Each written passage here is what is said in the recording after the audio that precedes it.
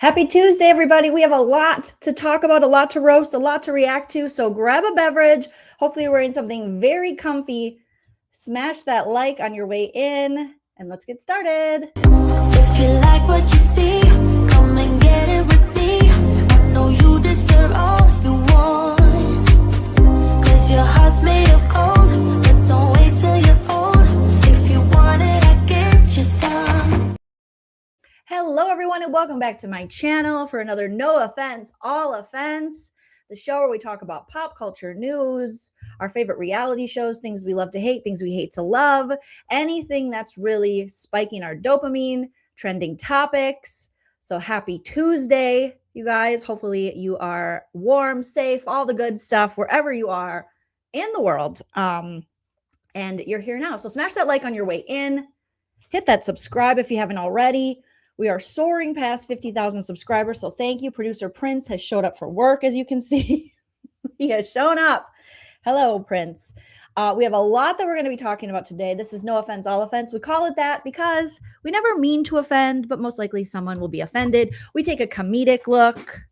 All right. We react to things. We roast things. Remember, I'm very opinionated, but that doesn't mean you have to have the same opinion. You are welcome to sound off in the live chat or the comment section, and we can respectfully agree to disagree. That's my opinion!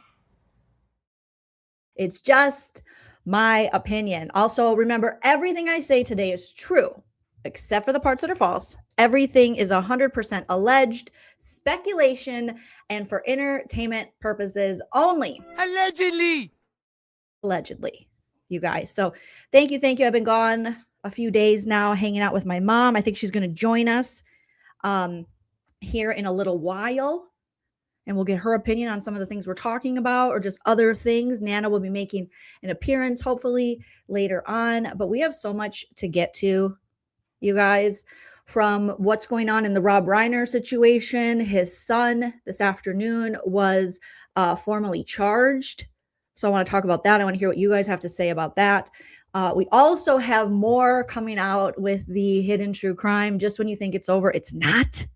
Oh my God, I watched a video today, and we're going to watch it together, of another creator. And let me pull her up here and shout out to her and all the love to her. I'm just learning about so many new creators too through this hidden true crime fake stalker situation, in my opinion. Fake. Okay. And there is another kind of true crime slash, I think she considers herself more of like exposing scammers. And she has a big channel. So the fact that this big channel has spoken out is not good for the LaurenMatthias hidden true crime crew, you guys. And this is Cece Suarez. What's her name? Cece Suarez. Am I saying it correctly, you guys? I'm going to drop a link for the video that we're going to be talking about into the live chat. I will also put a link to her channel in the description if you're watching on the replay crew. Hello, replay crew. But here, where you can watch it uninterrupted by me, what I do is I react to things. Obviously, I'm going to be interrupting. I'm going to be roasting. We're going to be talking about it. So if you want to watch her entire video, which I think is 45 minutes where she talks about, or 53 minutes where she talks about this situation with hidden true crime and Grayson, most importantly. Yes. And McButter coming in saying they lost another 1,000 subs. So hidden true crime is down to 311,000 subscribers. And remember, when they started, before the 9-hour live and all of this, fake stalker BS, they were into like 24,000, I think, subs. And then also you guys were telling me that Colby, who I haven't watched his video yet, I believe is Lori Daybell's son, that he addressed this on his channel.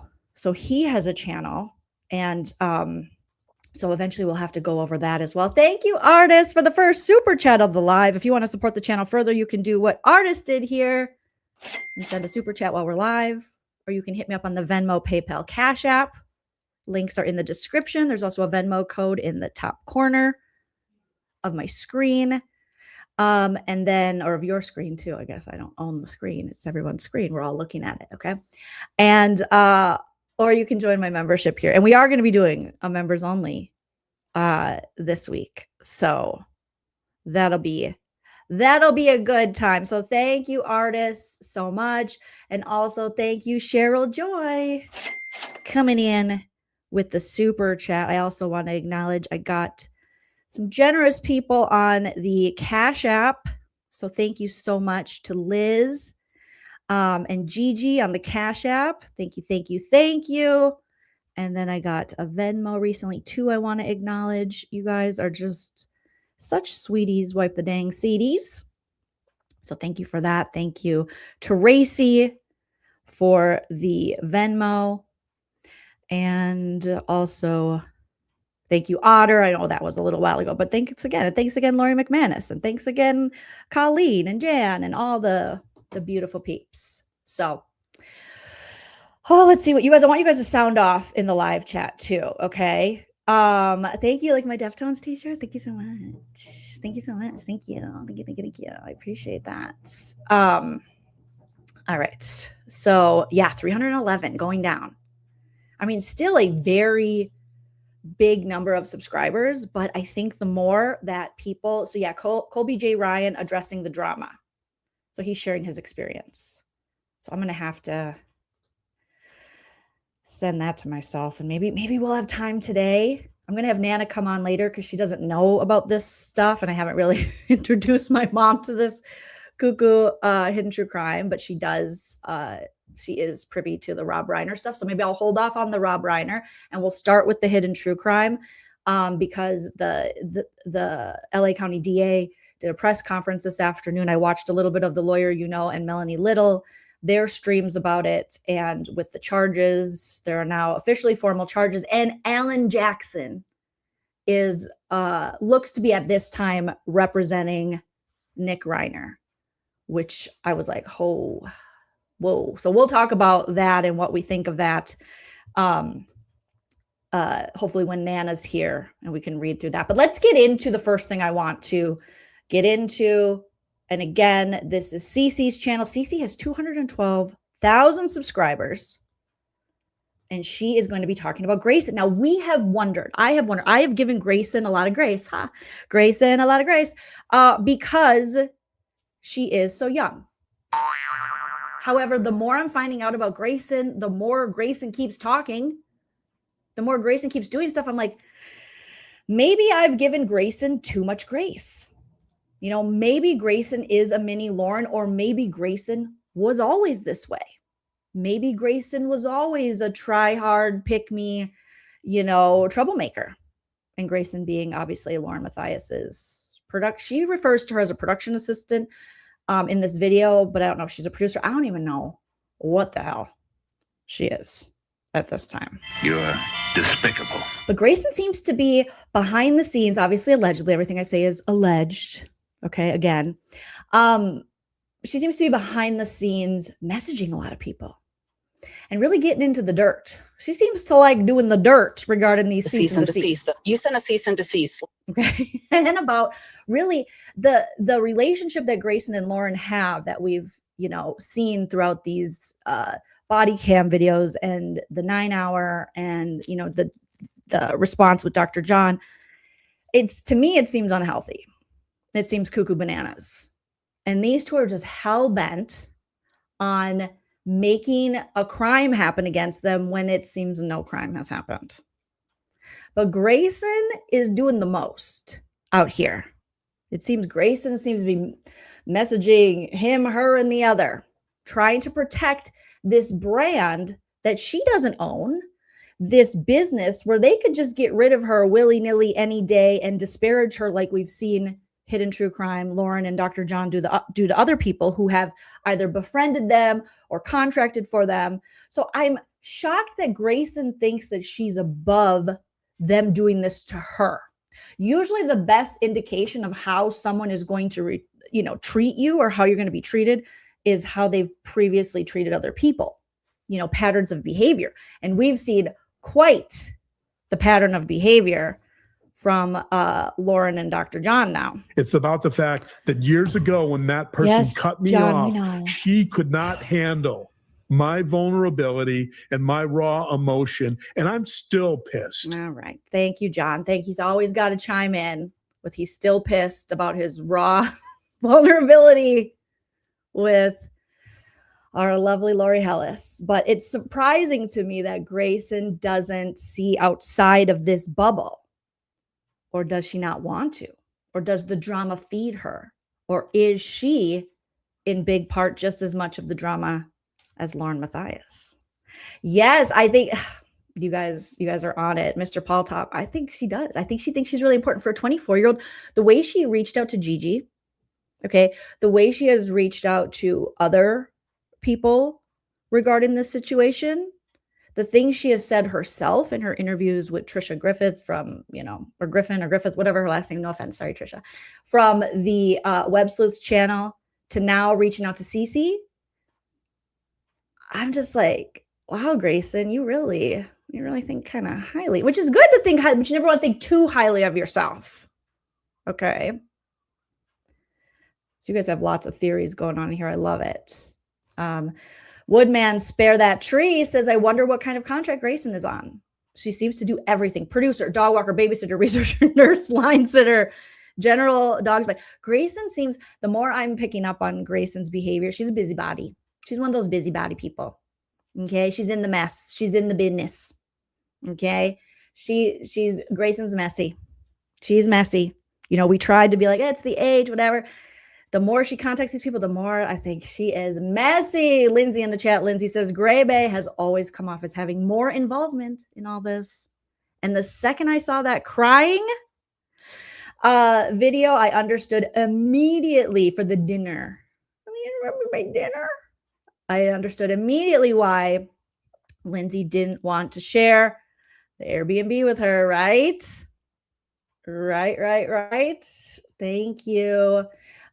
Miss Anita coming in saying Grayson mimics Lauren in every way. And it could be a situation where Grayson might be a little obsessed with Lauren, wants to be Lauren.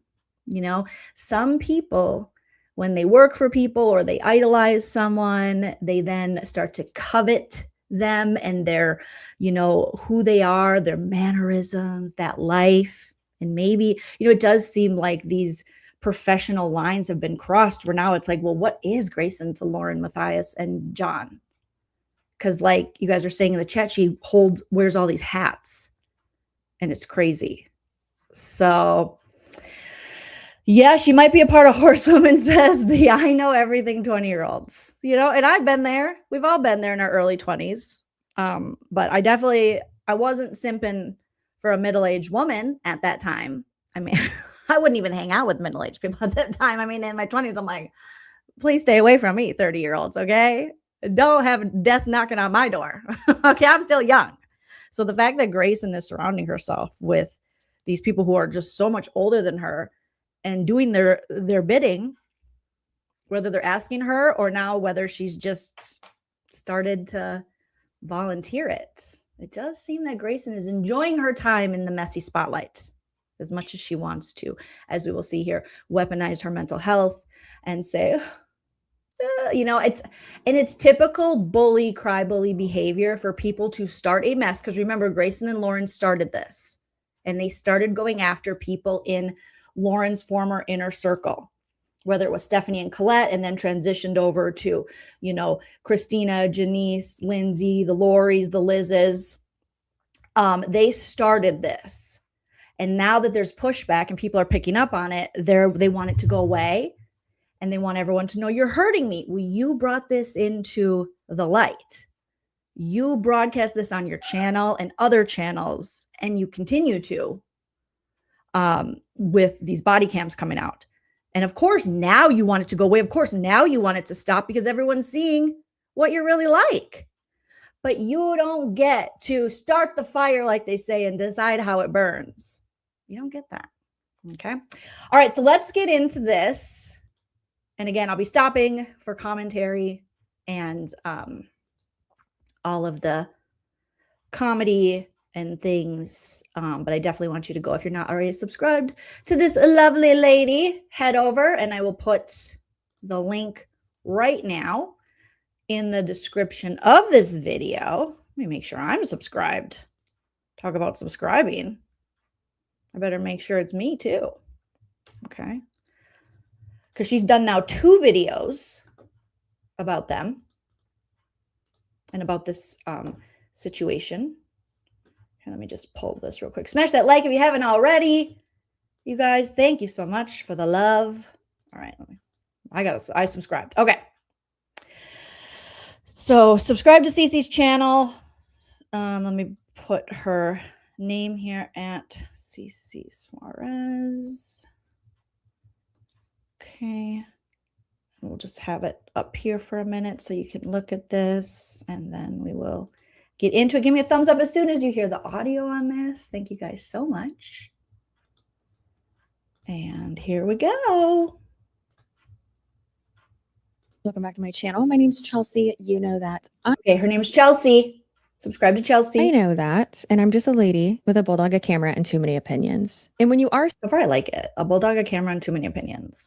Same. Only I have a lab mix, another mixed dog, and just rescues and a lot of opinions. someone who has a lot of opinions and somehow manages to turn that into a career, or just anyone who works in the online commentary space, you learn pretty quickly a lot of things that you probably never thought you would have to become pretty well versed in, like defamation, copyright law, trademark infringement, wiretapping laws, fair use, privacy off and on different platforms, and of course, the First Amendment. When your entire job is analyzing and critiquing other people who put themselves out there online, or maybe not by their own doing necessarily, have become public figures or even limited public figures, you're constantly walking a tightrope between fair commentary and crossing a line. But every so often, a content creator comes along and potentially forgets that those very important principles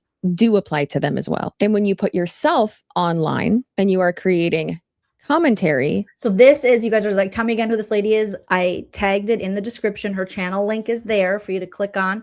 I also put it in the live chat. I'll put it there again. It's Chelsea. Her channel is Cece Suarez, I think is. Apologies if I'm not saying that correctly. But yeah, she's a big channel. And she covers a lot of interesting stuff and a lot of scammers. And I love to out a scammer. I love to out a bully, and I love to out a scammer.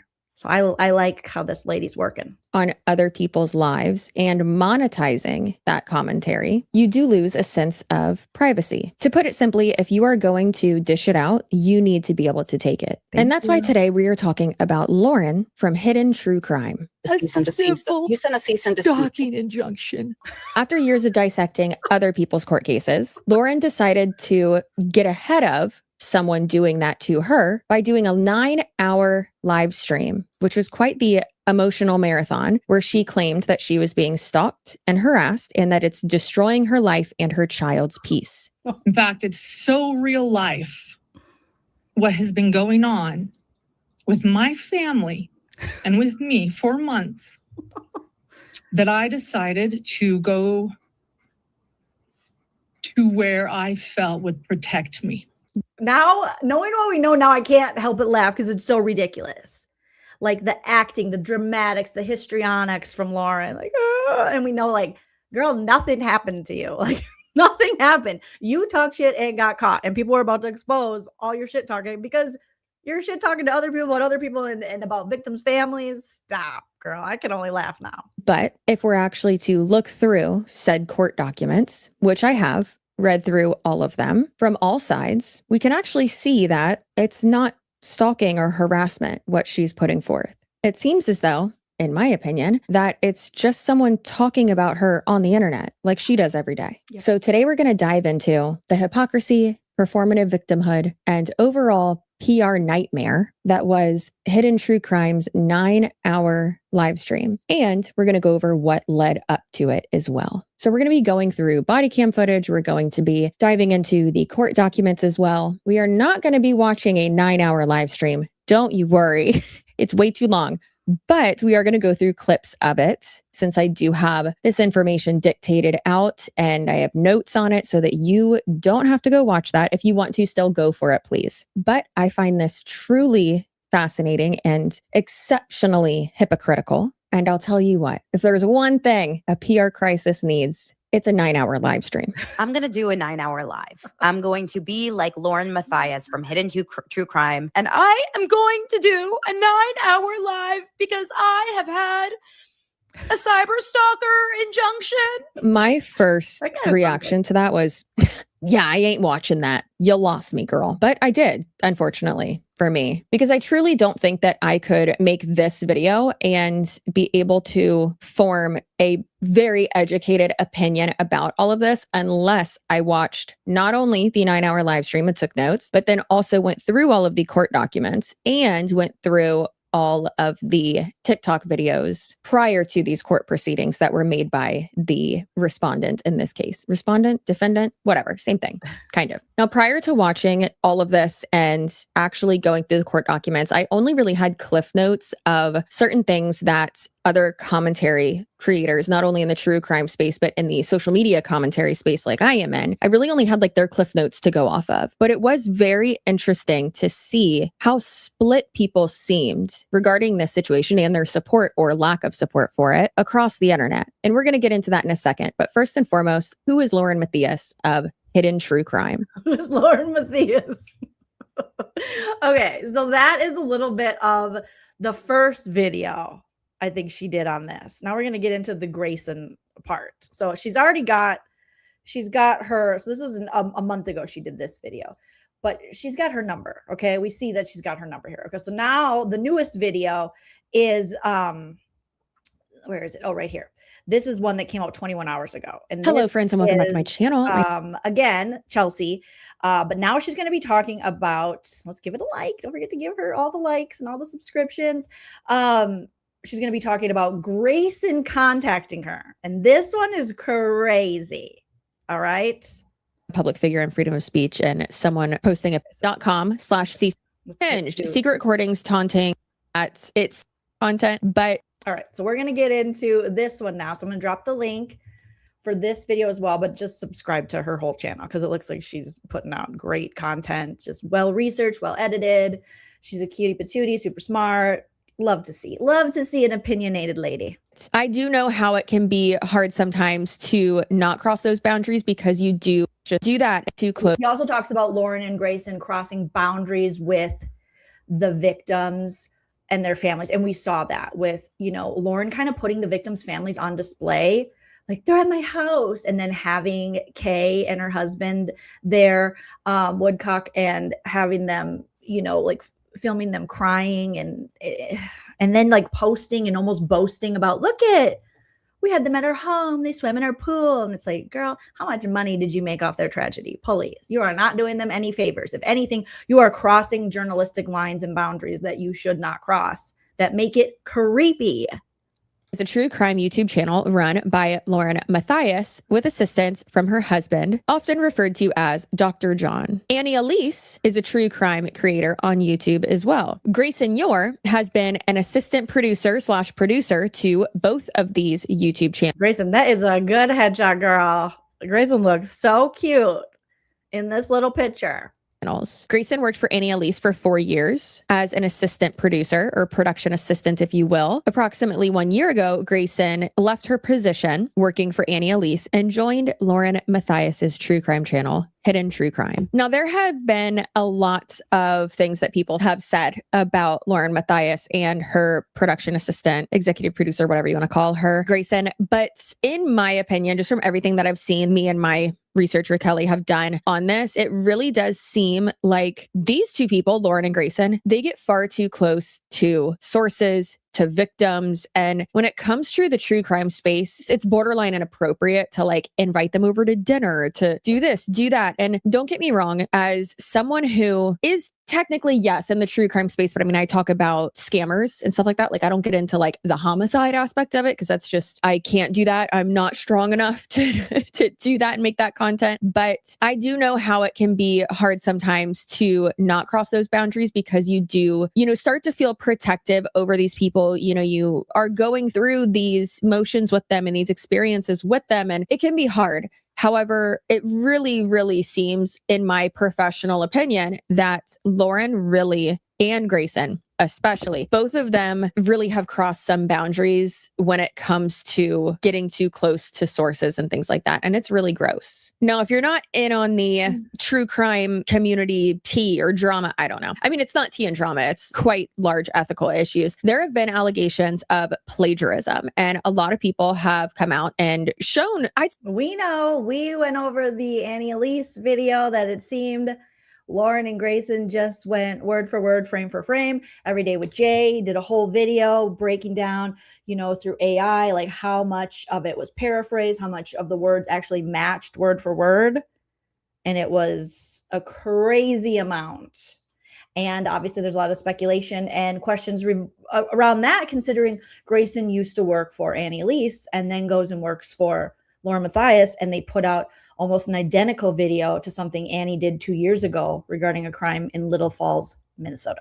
Say pretty convincing arguments and evidence that it seems as though Hidden True Crime, Lauren and Grayson, have been plagiarizing Annie Elise's videos. And what's the common link there? Grayson has access to scripts from when she worked with Annie Elise for her channel and her content. So let's go over some of the plagiarism videos in question. So Hidden True Crime, the title is Teen Burglary Turns Deadly and Caught on Camera, Self-Defense or Ambush, the Elm Street Murders. The video was posted to YouTube on November 25th, 2025. Grayson was working for LaurenMatthias at this time and allegedly had access to this script while employed by Lauren, meaning had access. I love how many times Chelsea will say allegedly, because we know that Lauren and Grayson like to call the police. They're cop callers. Okay. They're litigious. They want to get you hemmed up with something that you didn't do. So she's like, don't come at me. This is alleged.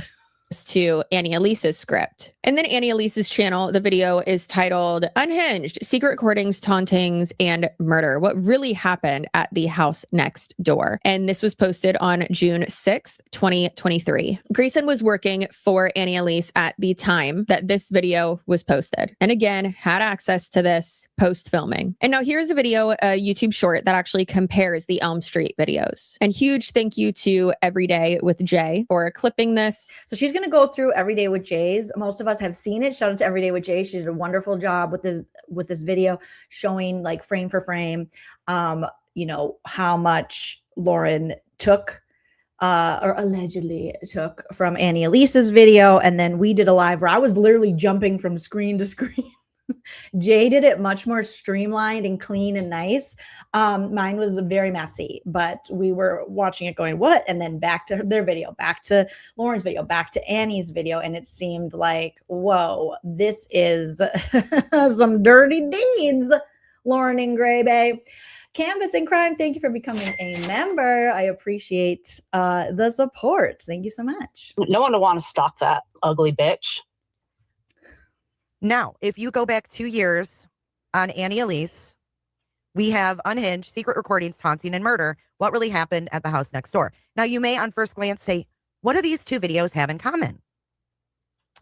Well, Jay put both transcripts into ChatGPT because they seem very, very similar when you listen. So what I'm going to do is I'm going to play a few minutes of.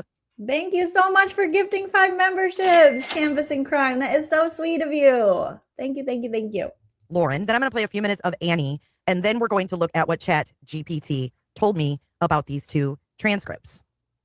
And it's important to note that Grayson actually worked for Annie Elise. So she has her work, if you will. Who did it better? The plot definitely thickens. Okay, so let's listen to a couple of lines from Lauren. Here we go. Some cases make us take a hard look at what people do when they're scared or angry and push us to question just how far someone should be able to go when they say they're defending their home. And few cases bring that debate into sharper focus than what happened in Little Falls, Minnesota on Thanksgiving Day in 2012. It began the way many rural crime stories do. A homeowner on edge after a series of break-ins and 2 teenagers who made a dangerous, life-altering choice. Haley Kiefer and her cousin Nicholas Brady broke into the home of 64-year-old Byron David Smith, likely expecting to grab what they could and get out. But what they Let's scoot over to Annie. This is 2 years ago. This is Annie Elise now. Listen. Today's case may be a bit of a controversial one, and I'm going to be honest with you, it's a long one, so get ready. We can all agree that a person's home should be the place where they feel the most safe and the most secure. The right to bear arms is a very sensitive topic, This is but regular most speed. people would agree that everyone has the basic right to protect their home. On Elm Street, in the city of Little Falls, Minnesota, after a retired man had been burglarized nearly a dozen times, he started to feel more and more violated and afraid in his own home. So with little help from law enforcement and at his wits' end, he decided to take matters into his own hands by securing his home the best that he could. He armed himself in his home and waited for the next inevitable break-in. But this time, he would be ready. In this story, we will discuss this truly tragic and personally, I think, avoidable situation and how two teens' bad choices resulted in a real-life nightmare on Elm Street. So I took the two transcripts, all entire transcripts, and put them into ChatGPT. And ChatGPT found the exact matches. Just help a brother out here. Okay. So we have exact match is going to be the yellow heart. Paraphrase or minor changes are the green heart. Unique, only one version, is the blue heart. So we're going to start and we're going to just, kind of go through this. This one is the intro of the case context. In the original, some cases make us take a hard look, ... Lauren's is going to be B, suspected copy. Some cases make us take a hard look, ... Exact match. Right here in the little field background. Here's. I mean, wouldn't you be embarrassed? I would be embarrassed if this was me. I would be like, oh shit. I mean, and I don't think they've said anything about this situation. And thanks again, Canvas and Crime, for gifting memberships. That was so sweet of you. And people are give all your love in the chat. Put your hearts in the chat for Canvas and Crime for doing that. Also, shout out to Chicken Head is here. Hello, Chicken Head. Grace Face is scared. Grayson is scaring me more and more. This chick is. Oh, goodness. Okay. So obviously we can go support Everyday with Jay, go sub to Everyday with Jay. I'll put her link in the description of this video as well, but I'm going to just go through fast forward a little more because all of us here, we know how that went down with the Annie Elise's original video from 2 years ago and what looked to be plagiarism, which was so hypocritical and ironic since that's what Lauren had, kind of accused other people of maybe pulling, when Lori wrote her book, remember she had to send Lori's book link to her fact checker. And we're like, why? To make sure Lori Hellis, the attorney who she used to collab with, stole from her. It's like, you think? Thank you, Canvas and Crime. You little sweetie, wipe the seedy. So we'll get back into Chelsea's video now. Annie Elise. In my opinion, I am not stating this as a fact, but in my opinion, I do think that it is quite clear after comparing them side by side. It really seems like they plagiarized it, or at least changed a few words and sentences, which again, just because you don't say something verbatim doesn't mean it's not plagiarism. Yeah, you can copy my homework, but make it your own, except for Annie didn't give permission to copy your homework. It is interesting as well that it seems like it's videos from 2 years ago, 3 years ago, things like that, where it's like, okay, are you maybe thinking that people wouldn't catch that? Y'all got to be smarter than that. Now, there is the small, tiny little itty bitty chance. This could be a possibility that Grayson gave Lauren the script and Lauren didn't know. That's a possibility that could happen. However, I think that it is important to reference back to the lies and twisting of narratives. And in my opinion, I don't think that Lauren or Grayson are reliable narrators. And I do think, especially Grayson, because she reached out to me, so we'll get to that in a minute. That conversation was so weird, so weird. But anyway, so I really don't think that. Let's get right into it, Chelsea. I can't wait. Goddamn eyes. Something too crazy. So now who the common denominator is, especially from all of these other people who I respect the shit out of and who I do see as trustworthy and who I do admire professionally, and just seeing the way that Lauren has acted. And I really feel like her and Grayson just feed off of each other. And it's really weird. It is also very funny that while all of this was happening at CrimeCon, I didn't realize. So Chelsea's at CrimeCon and she sees this go down and hears that Lauren's calling the police and they're like, what? As they're having a good time, what could be police call worthy? And now we know, it was for her to get Christina kicked out of CrimeCon. Because once Lauren saw through the body cams that, she couldn't get info out of Gigi while Gigi is taking care of a family member who's gravely ill. And it couldn't be Stephanie and Colette, who predated, friendship and moderator or whatever, working with or for Lauren and the channel. Once she couldn't, kind of put the blame on them, it does appear that Lauren changed her, that was in June. And this is before, Christina had started doing the tiki-takis. It does seem that Lauren pivoted and started putting the blame on Christina and company. So they just were looking for someone to blame for what appears to be Lauren's bad business practices of talking shit about people. Like, because I'm not on that side of it. I'm on the YouTuber side of it. And like, Lauren isn't really, like, she kind of is, but like, not really, I feel like. So me and Kimberly are just, hanging out over here. Me and her husband and her and a few other people from other people's teams are like drinking and having fun and, talking shit about random stuff about ourselves. And then, taking pictures of people and all that and like pictures with each other. And someone comes up and is like, Lauren just called the cops. And I'm like, what the fuck? Can you not? Can we just have a good time, please? What's going on? So now later on, then realizing, I'm like, oh my God, that's what y'all were talking about. I'm late to the party. And it's not a party. It's an intervention. It's not a fun time. However, I will be at CrimeCon Las Vegas and I'm very excited about it. So if you want to go, you totally should. Can't wait. I feel like I need to get Ray-Ban glasses. It's going to be awful. I wonder if Lauren and Grayson are going to go to CrimeCon. Are they going to go to Crime? They're going to be more that happens because now that, people are finding out what they did. Are they going to go to CrimeCon? Lazy, thank you so much for becoming a member. Lazy, thank you. Appreciate that.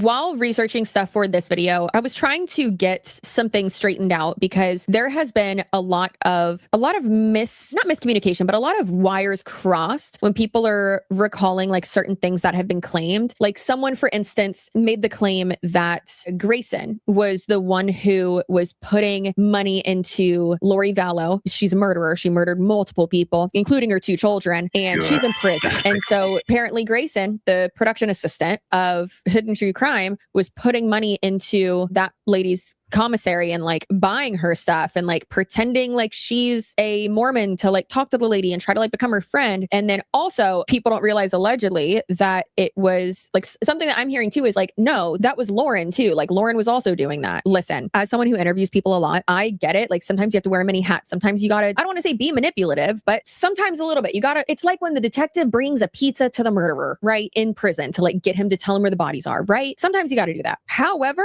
that's insane what they were allegedly doing in order to like get an exclusive statement. And then on the outside, you're like planning her children's funeral or memorial service or whatever. Like that is so wrong and so hypocritical and disgusting. And it makes me feel so gross. It makes me feel gross too, girl. You're despicable. So allegedly, now I think previously people they were trying to pin that on Lindsay or something, but it appears Grayson and Lauren were the ones who may be putting money on the books of old Lori to try to get interview statements, whatever, like Chelsea's saying. It's gross. Move on. Okay? Like, while you're, entertaining, exploiting the victims' families and talking shit about them behind their back, allegedly, you're also like trying to butter up Lori. Oh, God. So disgusting. But again, like I said, from what I've heard, these people get very parasocial, cross boundaries, and I really feel like they just like feed off of each other with the drama and they want that close proximity and like maybe feed off of that. I don't know. That's just my opinion. It's disgusting though. Okay. Now, I did follow Grayson on Instagram to maybe find something out. Just, why not? She can decline it if she wants, but just to see her pictures, see what's what, to kind of remember like, who the hell is this girl again? Did I talk to her at CrimeCon? I don't know. Whatever. So then, color me surprised when I didn't even DM her. Honestly, I had actually forgotten that I friend requested her. Yikes.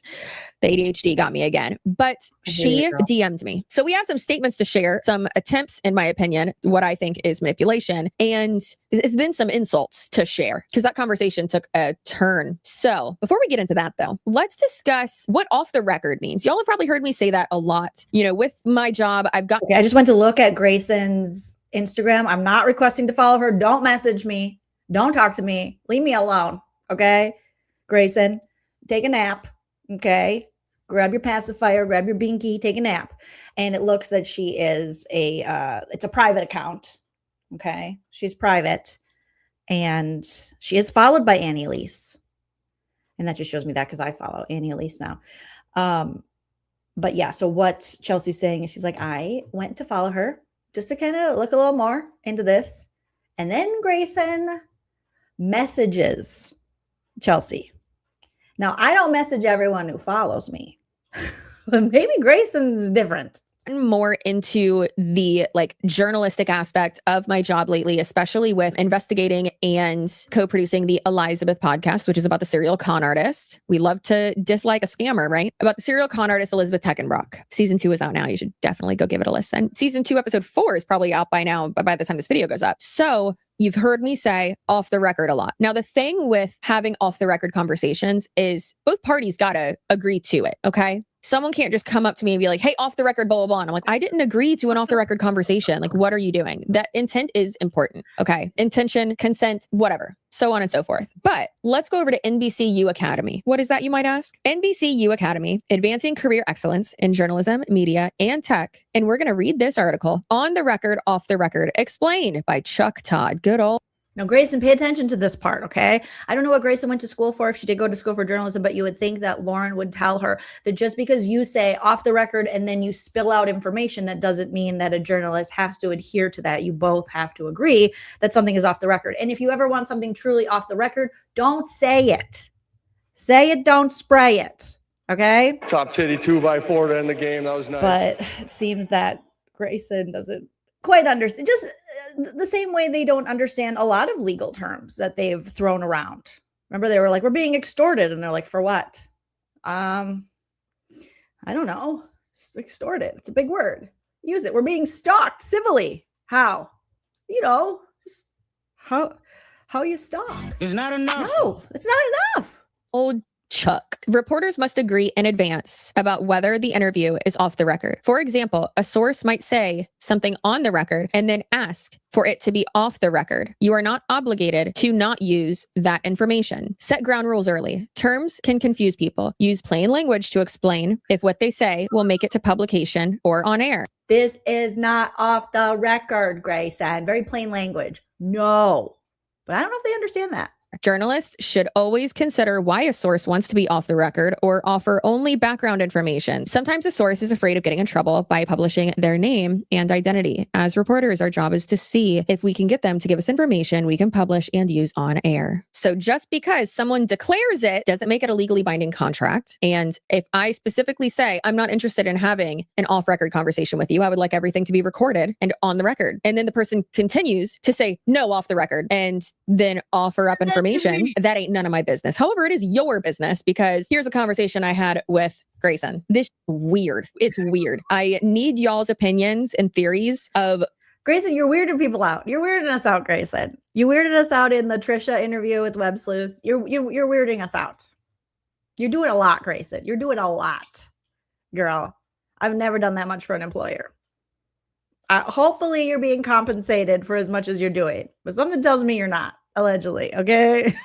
Allegedly. What she was trying to do, because it's so strange. And I've already talked to people, because she tries to say that she hasn't talked to anyone, and she like essentially kind of wants to give me an exclusive, kind of like off the record. And it's like, why? You don't know me? So Grayson says, hi, Chelsea. This is an off record message. I saw you requested to follow me. If you are planning on doing another video on hidden true crime, I'm happy to be. So Grayson, you're just tracking like all the videos that people do on you. You're paying so much attention while you're saying you don't pay attention. We saw this with the Trisha interview as well, where she was like, I don't pay attention to it. And then she just got done saying that. And then, you know, in the next breath, she tells us that she was in a chat where people were talking about the situation and her.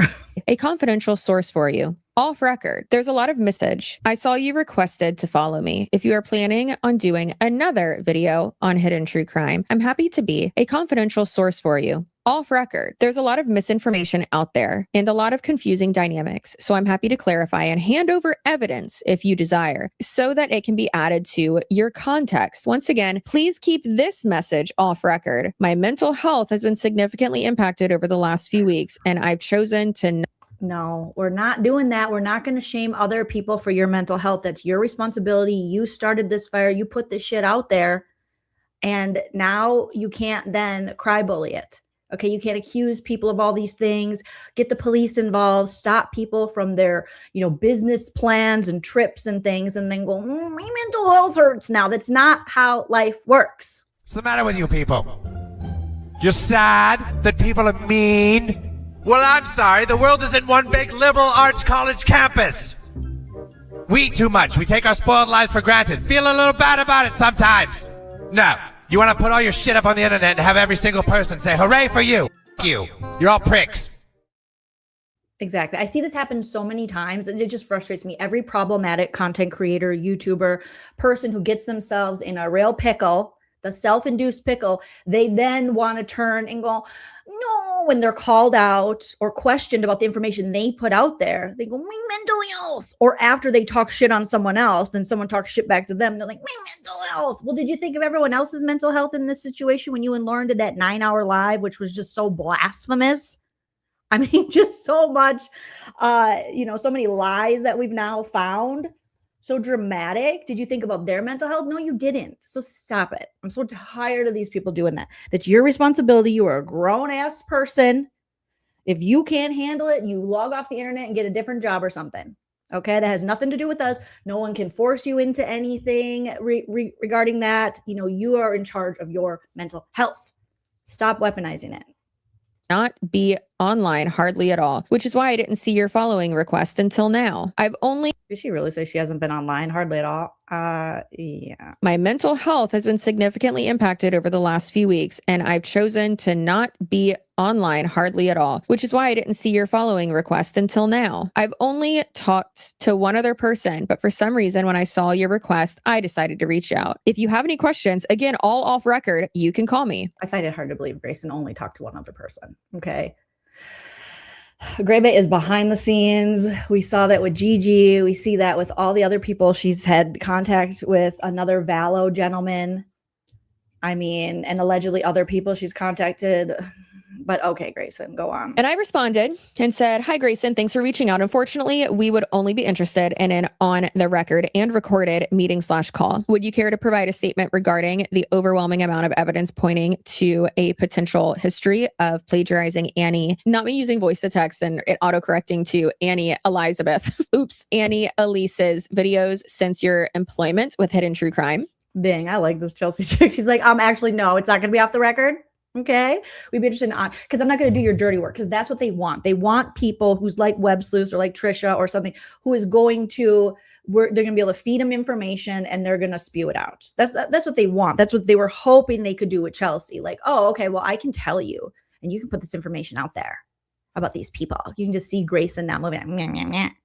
Okay. God, what is your childhood trauma? Lady, it's going to have to be on the record. All right. Because she's a serious creator over here. She's not 8 miles back from her camera going like this. Okay. This is serious business. Now, Grayson. Now, I had set those terms. I am only interested what we're saying being on the record. So what she should have said then was no comment. However, this is manipulation at its finest. This is ridiculous. Absolutely ridiculous. Like I've told you that all of this is going to be on record from the get-go, from 10 a.m. on Monday morning. So then she said, thanks for reaching out. This message is off record. I've literally told you, no, it's not. No, it is not. The person who... Grayson goes, no, this is what they think. Their privilege and their entitlement thinks that they can just forego what another person is telling. No, this is not off record. You keep spilling and it is most certainly not. This is off the record. No, it's not. Like, Grayson, what is wrong with you, lady? Turn his TV off. Turn his TV You see how deep in this stuff you are? You're not even making sense. She is telling you very kindly and patiently, no, this is not off the record. You don't get to just decide. That's not how the world works. Who's asking the questions sets the stage there, not you. I'm not interested in anything on record. Then stop talking to me. Then stop saying anything else, nor providing a statement. However, then she continues. Then she keeps going. If this doesn't show you I don't want to say the lack of ethics, but the lack of understanding. Well, lack of ethics, lack of understanding, willful ignorance, entitlement, privilege, all the things that they have going on. We saw the way they handled, the police officer and the body cam. We see the way they handled the 9-hour. We see, the way they handled court. I mean, these ladies are bananas. When it comes to like this person and their work, just thinking that you can say that when it's like, no, I literally already told you at the beginning of the conversation. I set those ground rules. I laid that out literally first thing I said. And then you continued. I said it again though. So don't worry, but feel free to go check out Annie's Emily Pike script posted 3 days after our Emily Pike script and run the comparison. So now Grayson is accusing Annie Elise of plagiarism.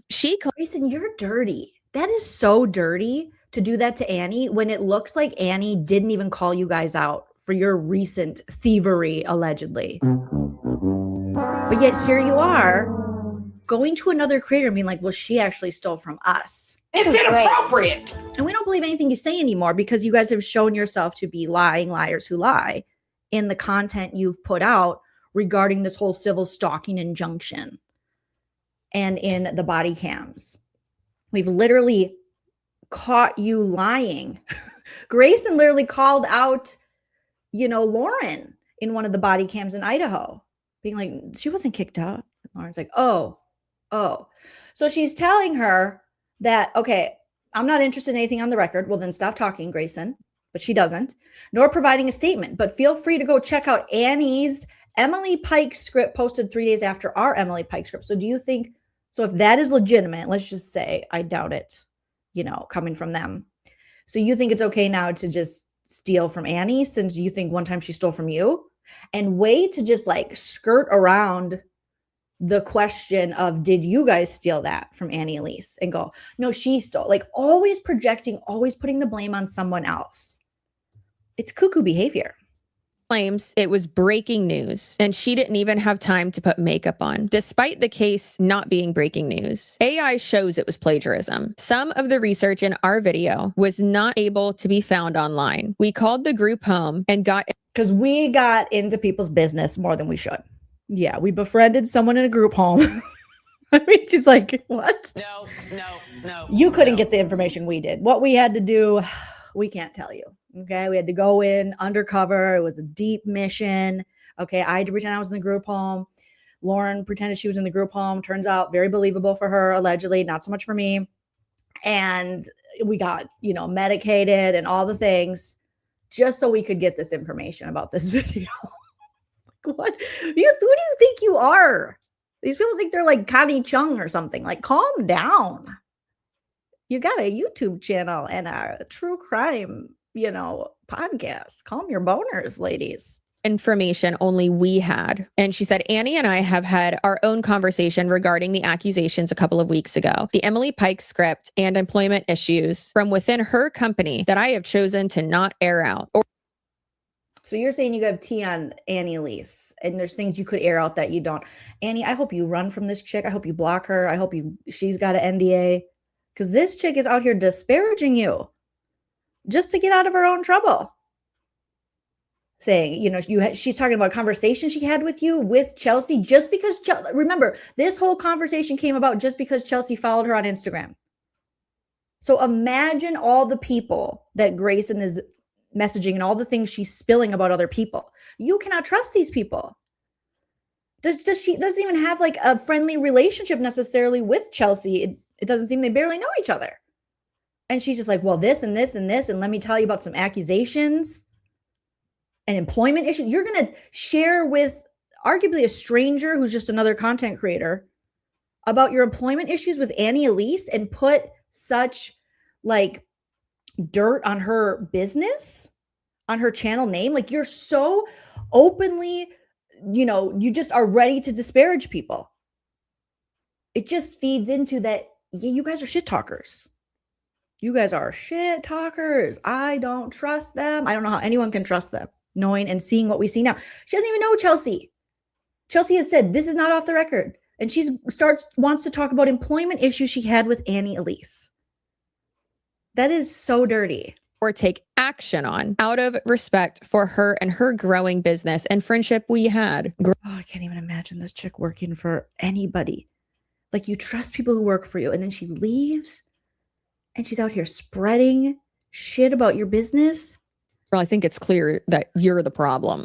Thank God you left that company. Lord. There is a lot more to this story, and a source who is another former employee that had been trying to twist things for over a year now. I'd be very careful with your sources and what they're trying to do to save themselves. Girl, the call is coming from inside the house, Grayson. This is how you guys do business. And then you blame other people. All we've seen is you and Lauren being down in the dirty. And then you want to project that onto other people. Oh, she thinks I'm too critical. That's another fault of hers. That is like Lauren and Grayson. You sent her a cease and desist. Stop following her. Stop talking to her. Yeah. And then Lauren's like, I can talk to her at the press conference. I can do that. And we're like, no, you can't. And then to Sarah, she's like, I don't know who you are. Get away from me. You make me feel uncomfortable. And it's laughable because they know each other. She has Sarah's phone number because Sarah was going to do her eyelashes. Hopefully Annie Elise just blocks this chick. Do not talk to this Grayson anymore. If I was you, Annie, I don't know you, but I mean, this chick wants to disparage you. She wants to basically defame you.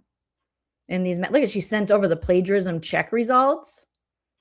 Like, this is what they're doing. This is the pattern for them behind the scenes, just doing dirty dirt stuff. And then she sent a screen recording of, I guess, both of the scripts, which is interesting. But why would you send that to her?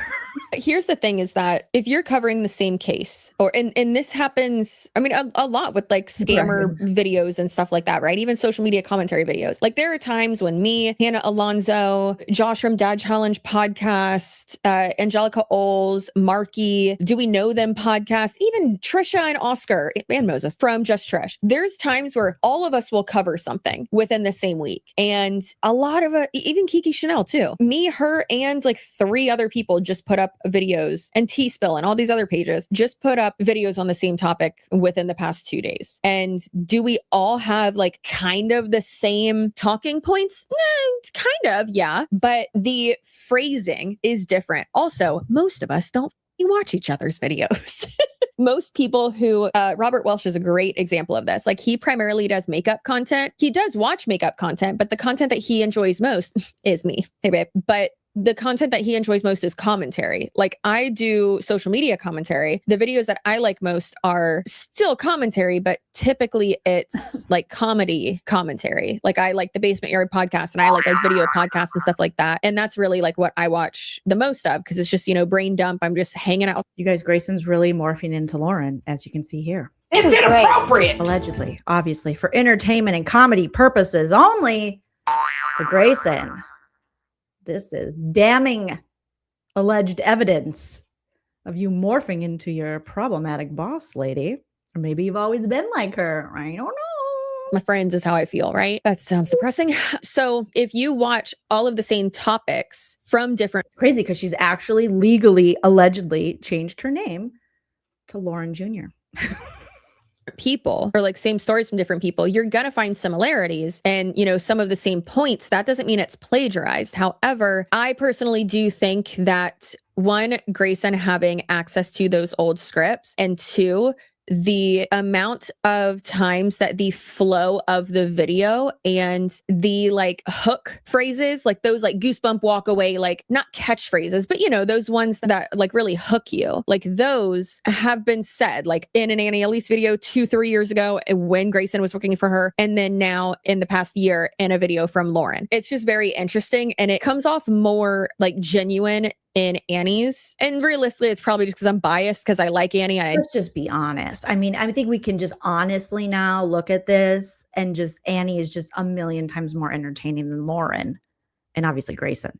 And she's a million times more likable. And there's a million reasons why Lauren is probably super jealous of Annie Elise. And I mean, I bet there's more to the story there. Grayson working for her, them lifting scripts from her, them trying to put salt and dirt on her name behind the scenes. Come on.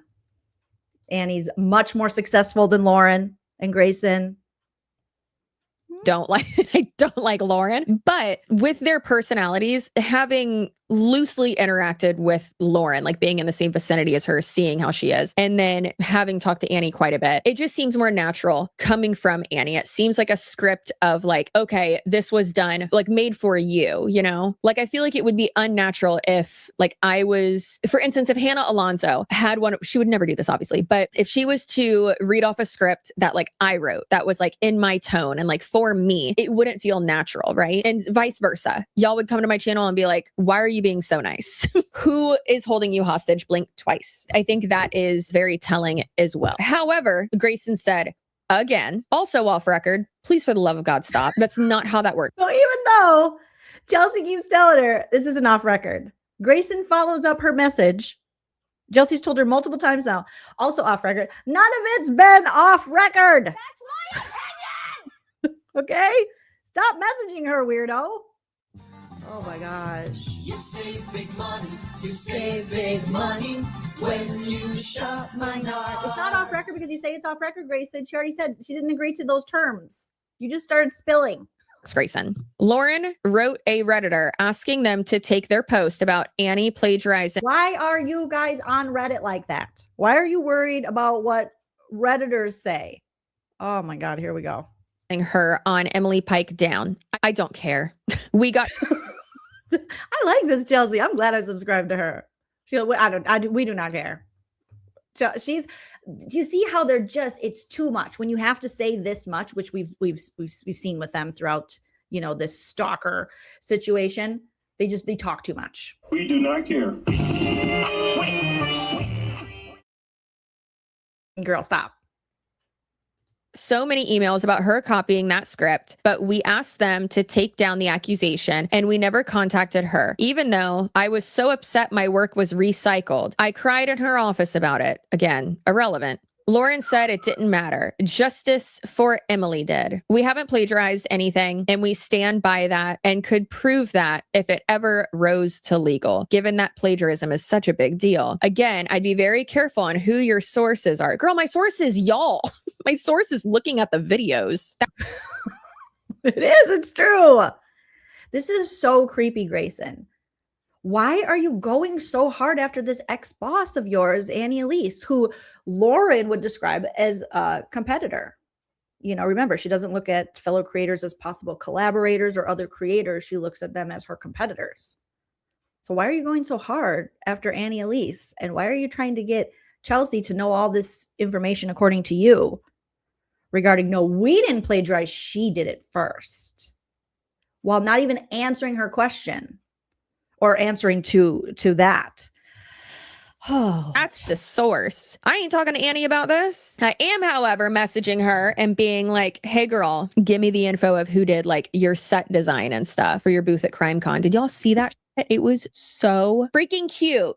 I want to do something like that so bad. And I was like, oh my God, we can do that. That was so cute. Anyways, so Annie's a very, very, very professional. She's a very professional lady and a fellow Bob, if you will. Anyways, so, I mean, y'all know I'm on the side of the truth.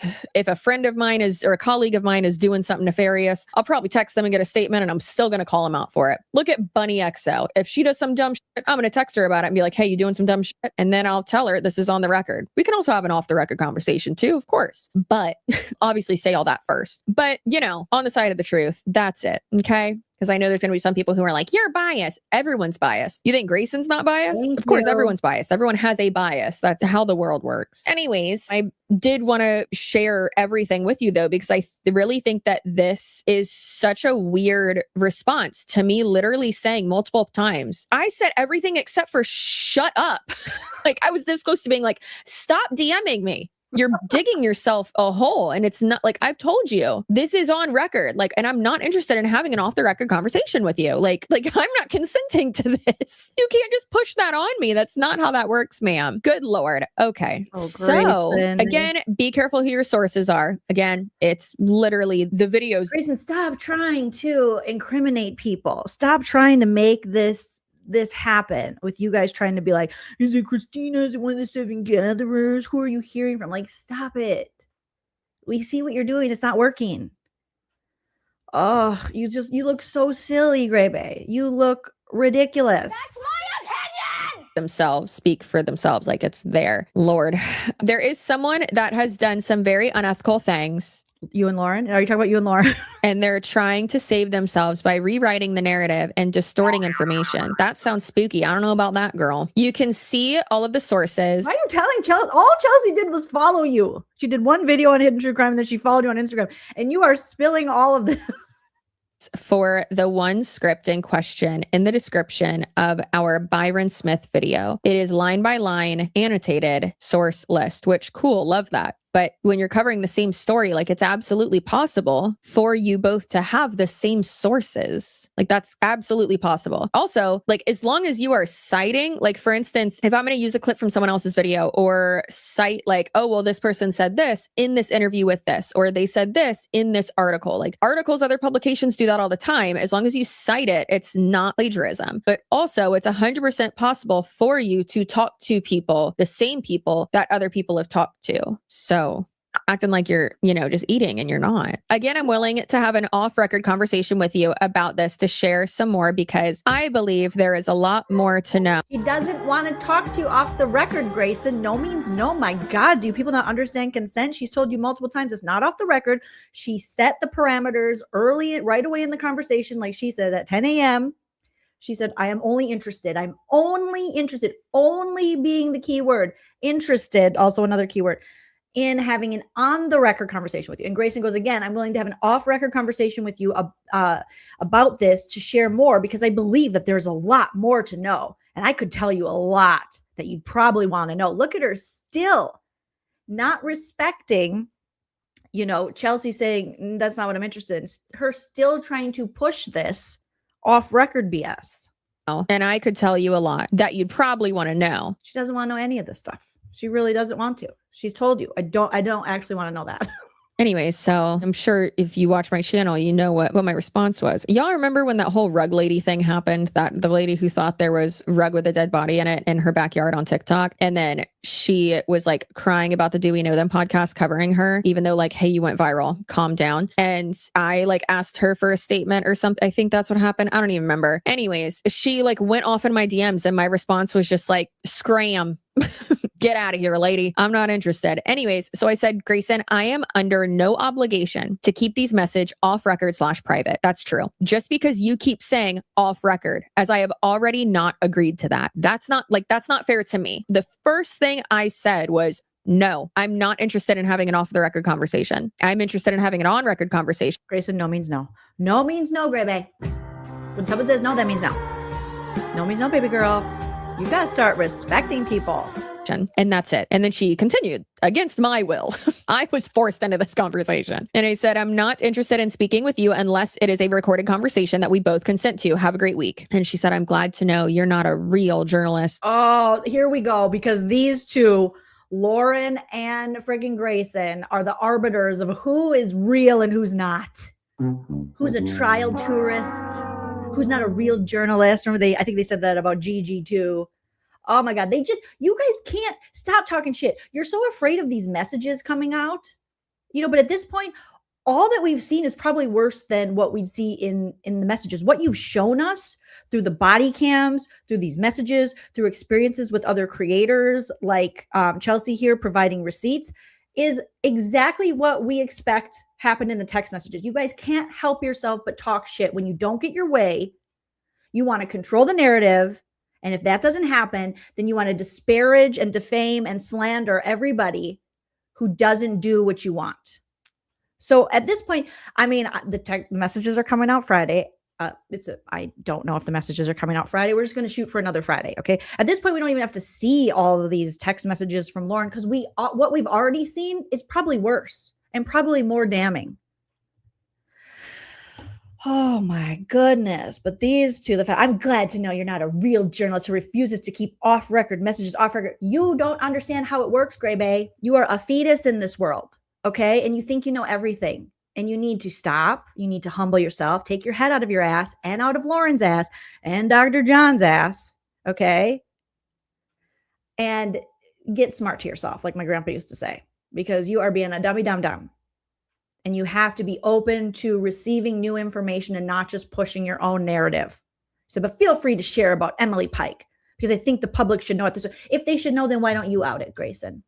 If it's such a big deal and you're claiming that Annie Elise did plagiarize you guys, then why don't you show it? Okay, why are you so afraid to put that out there? Why does Chelsea have to put that out there?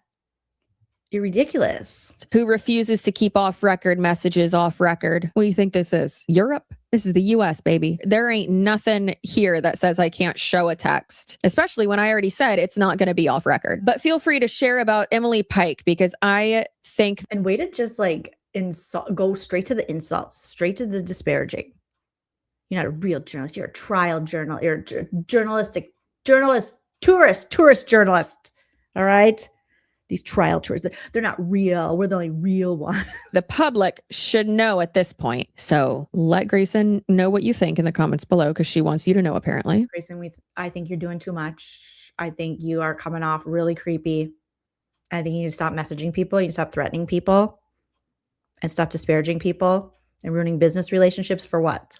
I said I didn't agree to anything being off the record, Grayson. You offered that information after I told you I was not going to have an you offered it. Off-record conversation with you. And she said, exactly. And when someone says something is off-record to a journalist, that's all that's needed. Not when you start with off-record and then you share. So if you share to me as a journalist, off the record, I totally did it. I'm guilty. I did it. Da-da-da. I'm not going to go, oh, yeah. Okay, well, she said off-record before she said it. No, you offered it up. You have to establish it. I have to agree to that. She never agreed to it. You don't know how it works. You think you do and you don't. Mama Lauren is going to throw you under the bus for this one too. I'm almost looking forward to this day when you're thrown under the bus, because at this point you're doing the most. You're trying to hurt people and their businesses. So you can take the fall now. Be well. No, I specifically told you that our conversation was not going to be off record, but that's cool. Uh-oh. Ooh, breaking news. Breaking news. It says order of intent to dismiss for unsuitability. Ooh, Kresha, you won, baby. It was dismissed. The CCB is saying this. Thankfully, Kresha, obviously she won that false copyright bullshit that Lauren put on her for her video, which was so shitty still to do, and to try to silence Kresha and her family for speaking their truth about you. You don't get to silence people. So of course, it's just they get them like in this, in this process, and then it takes a while. And she was hoping that she would scare Under Kresha and crew into not speaking anymore, but it hasn't worked. If anything, it's drawn more people over to Under Kresha's channel and has people cheering for them. So obviously she filed a copyright on something that she didn't have a copyright on. And then she didn't provide proof of said copyright, because that's the next step, because she didn't have a copyright on it. And just like how you guys commentate and, on your channel, Lauren, and have opinions and put it out there and comment on stuff, people can do that too. You're not the only people that get to do that. Oh, yeah. Hi, lady. Call each other names and stuff, and make jokes like, oh my god, Shmay, you've got your period or something, and I'm like, no, I don't. I'm just like this all the time. They're just like this all the time. Does not fit. This is unsuitable. Awesome. You fucking won, girl. Listen. She had a copy. Order of intent to dismiss for unsuitability. The Copyright Claims Board has concluded that this claim is unsuitable for determination by the board under 17 USC 1506 F3 because the claimants did not submit, and the claimant is LaurenMatthias in Hidden True Crime, did not submit a complete registration application to the Copyright Office before filing the claim. The board can only hear a copyright infringement claim if, before the claim was filed, the legal or beneficial owner of the copyright applied to register the copyright by delivering a completed application, deposit, and fee to the Copyright Office. If the claimants did not provide all three required items, this claim cannot be successfully amended and cannot proceed. The claimants allege infringement of a motion picture or audiovisual work and state that an application to register the work has been submitted to the Copyright Office with request number blank. However, Copyright Office records for that application do not show that the claimants uploaded a copy, the deposit, of the work before filing this claim. If a completed application for registration, including the deposit, was not delivered to the Copyright Office before the claim was filed, the board cannot hear the claim.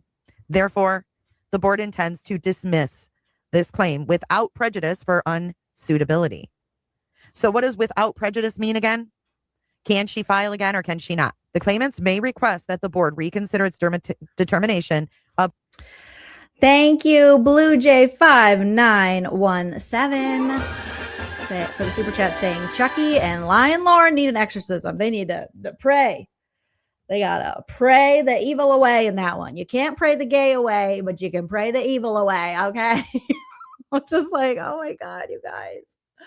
And yes, you guys are saying Lauren knows. She knows how this works. When I was early in, a newer content creator, and I filed only one time a copyright on a guy who was like harassing, and I didn't know how it worked. I thought, oh, he's just taking my stuff, whatever. And then I soon realized, oh, it's a whole process. And then I was like, oh, okay, whatever. That's just part of the game, and unfortunately, whatever. But being as far as she is now and how many subscribers, I mean, I barely had, I think, 10,000 subscribers at the time.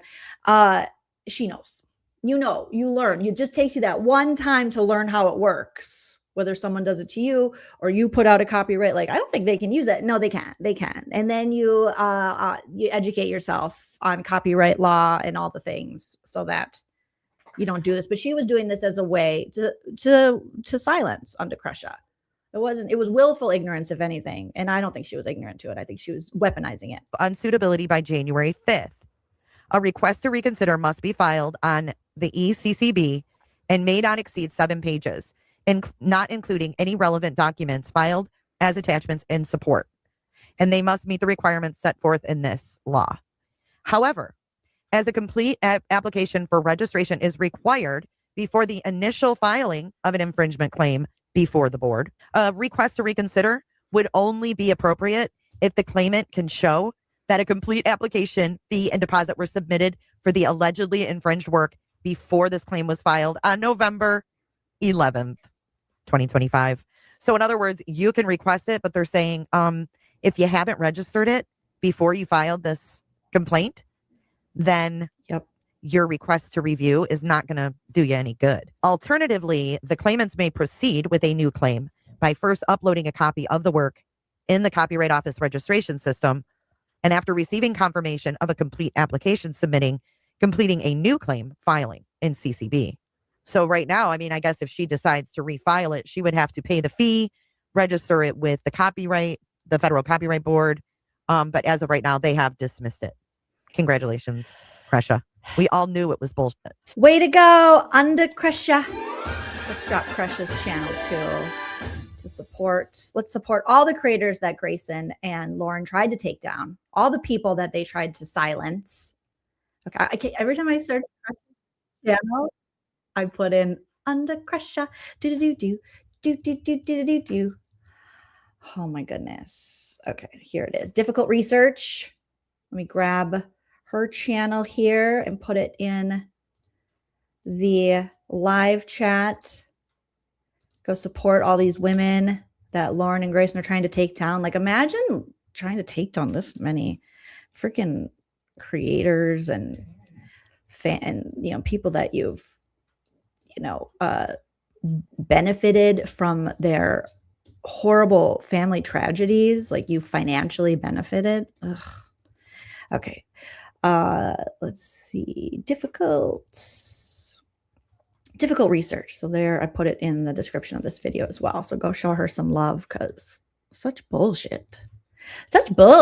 So that is going to be it for today's video. So if you enjoyed, let me know. I know this was our second hidden true crime video, and I hope you do more, Chelsea. I hope you do more. Tell us more. Also, talk to Annie Elise. I'm sure she doesn't even want to talk about this because she's on such another level. She doesn't want to get dragged down in the dirt with these guys and their weird accusations from Grayson. But also, hopefully, Annie does see what Grayson is saying behind the scenes about her.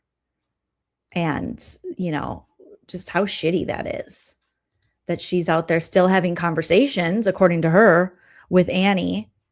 and then sharing those conversations with someone like Chelsea, who just followed her on Instagram. That's crazy. Grayson, it's just more and more, it seems like you're as big of the problem as your friend Wowen. I don't have any votes now. As Wowen. You guys are so dirty. Okay, let's take a quick look as we wait for Nana. Mad Chatter, thank you so much for coming in saying, guess who called into Jay's? No way did I miss it. I saw Jay had a call in and I listened to some of it. I was cleaning out my fridge and pantry after me and my mom went to Costco the other night. Was it Saturday night or something? Just a big Saturday night for us over here at the Lunzer Hernandez household. But I listened to some of it. You guys are just so sweet. We got a couple shout outs over there. I appreciate it. And it was so fun. Jay having a call-in show. I need to do that. I've dropped a link very seldomly, but I need to do the thing with the telephone and dropping that was fun. Jay did a wonderful job with that. And it was so great to hear from everybody. What I missed was Liz drunk. I hope she was drunk. Drunk Liz. You got to call in. Yeah, it seemed so fun. I was listening on kind of behind on the replay as I guess it was still live, but I was behind and I was like organizing my fridge and my pantry. All right, let's take a look at this Colby J. Ryan. I don't know anything. I've never watched Colby in my life. I've only heard about him from you guys and since following this hidden true crime, mess that they've gotten themselves into. But it looks like, okay, so Lori Vallow Daybell's son, Colby Ryan. So he is the son to Lori Vallow Daybell. Obviously went through it with, stuff with his mom, brother and sister. I mean, just another, the family, a surviving family member. I just can't imagine all the things that this man had to go through. But let's hear what he has to say. I know very little about him, other than, what you guys have told me. So, Chelsea, again, we love you, Chelsea, but again, where are you coming from, Chelsea? Okay, I got it. All right. Thank you, Chelsea. Sorry. All right. Let me make sure I subscribe to this guy. Give him a like. Colby J. Ryan. He's got almost 90,000 subscribers. I don't know what he covers normally. You guys probably know a lot more than I do, but I do want to hear what he has to say. This one I haven't watched yet. So let's see. Okay. Let me do it like this. We'll do it like this. Okay. The first point I'll also drop his link in the description as well. That I want to start with is that this is going to be really hard to address. Mic is messed up. I don't know how that's possible. All right, Kelsey said the mic is messed up. I see it, Kel.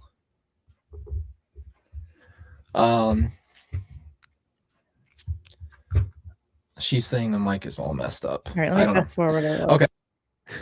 Freaking 6 years. Let me know if that works better. That sounds really good. That's good, Mike. I think I fixed it. Okay. So I want to start by saying that there's a lot to get to in this conversation, and it goes back freaking 6 years. I want to first start by also saying that we on this channel and in this community are not here to spread hate towards anybody.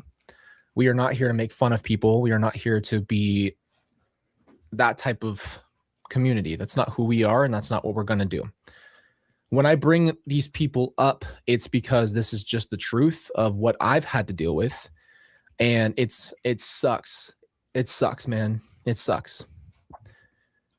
But I'm going to give you guys this in parts so you guys understand what's been going on, because it's affecting me on a daily basis now outside of our channel. Okay, so this is a good thing. Thank you guys. So Blue Jay is saying when Colby talks about the 7 gatherers, which he's going to talk about, he's not talking about Christina and the friends in the group chats. This was a group from years ago. They dubbed themselves that after the group as a joke. So Christina and them had their group chat. I think it was a group chat, right? Where they named themselves the 7 gatherers as a joke after, this. So he's not referring to them. Also, when he talks about Annie, he's not referring to Annie Elise. So thank you guys for those. He's talking about Annie Cushing. All right. Thank you guys for the clarification. Our community, this is something that is causing me to go and talk to my therapist about it and try to have conversations and talk this through. I've talked to so many different people about this. Like it's more than just frustrating. It's something that I'm like really, really upset about and frustrated over. So let me back up a little bit and give you guys context so I can walk us through the story so you have an understanding. So 6 years ago, when everything started, for us, it started in January of 2019 with Lori and my dad separating. And then after all of what happened with Charles and everything, it turned very public very quickly because Tylee and JJ were missing. When everything changed for us is when everything got so public so quickly. And when I tell you guys, it's like a wildfire. It truly was. It was everywhere. People were taking pictures of us at Walmart, and everywhere we went, people were starting to notice us and talking about us on Facebook and things of that nature. Well, there was a group of people specifically, and they've been brought up as of late, and that is part of why this conversation needs to happen. This group was the 7 Gatherers group, and they started more issues than anybody could have imagined. And unfortunately, I don't know what caused them to be so angry and hateful towards so many people who were going through a hard time at that time. But there was obviously a lot of Facebook groups. A lot of people didn't know who were the players, who was the issue. And, it became a bigger deal than it had to be. And specifically, yes, it's someone who's part of the 7 Gatherers group. And I've had to take so much issue with what was being said because nobody knows what's happening. Like nobody else has a clear picture. And there's people who are saying on YouTube and in public that they are connected, that they know inside information, and there's stuff that they know that no one else knows. I'm going to give some bigger context and then come back to this piece real quick, just so you guys understand. It was unfortunate because once this started, the woodwork people showed up and started to claim to have so much ties to it. And it's like, you just never can expect how this is going to go. But it's like people out of nowhere showed up and started publicly saying that they were tied to people in this case.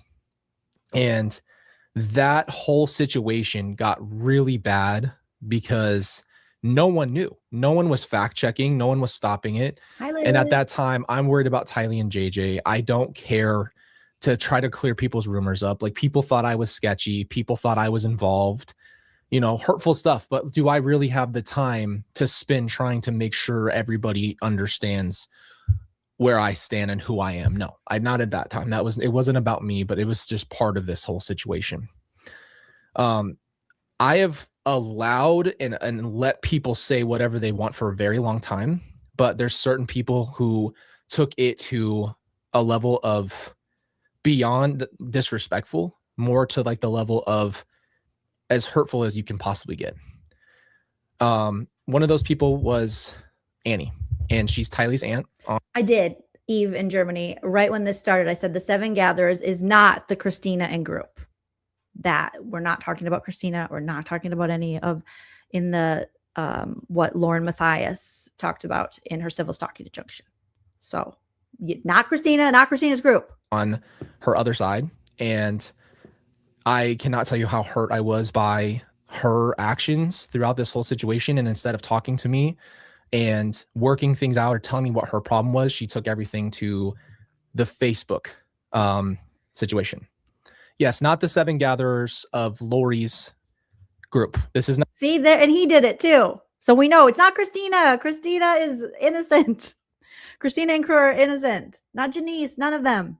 That's not who he's talking about. She took everything to the Facebook situation.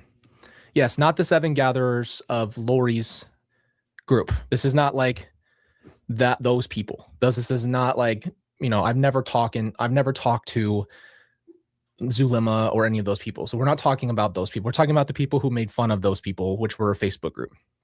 And it really hurts me to have to bring this up because I've not said a word to you guys for a very long time.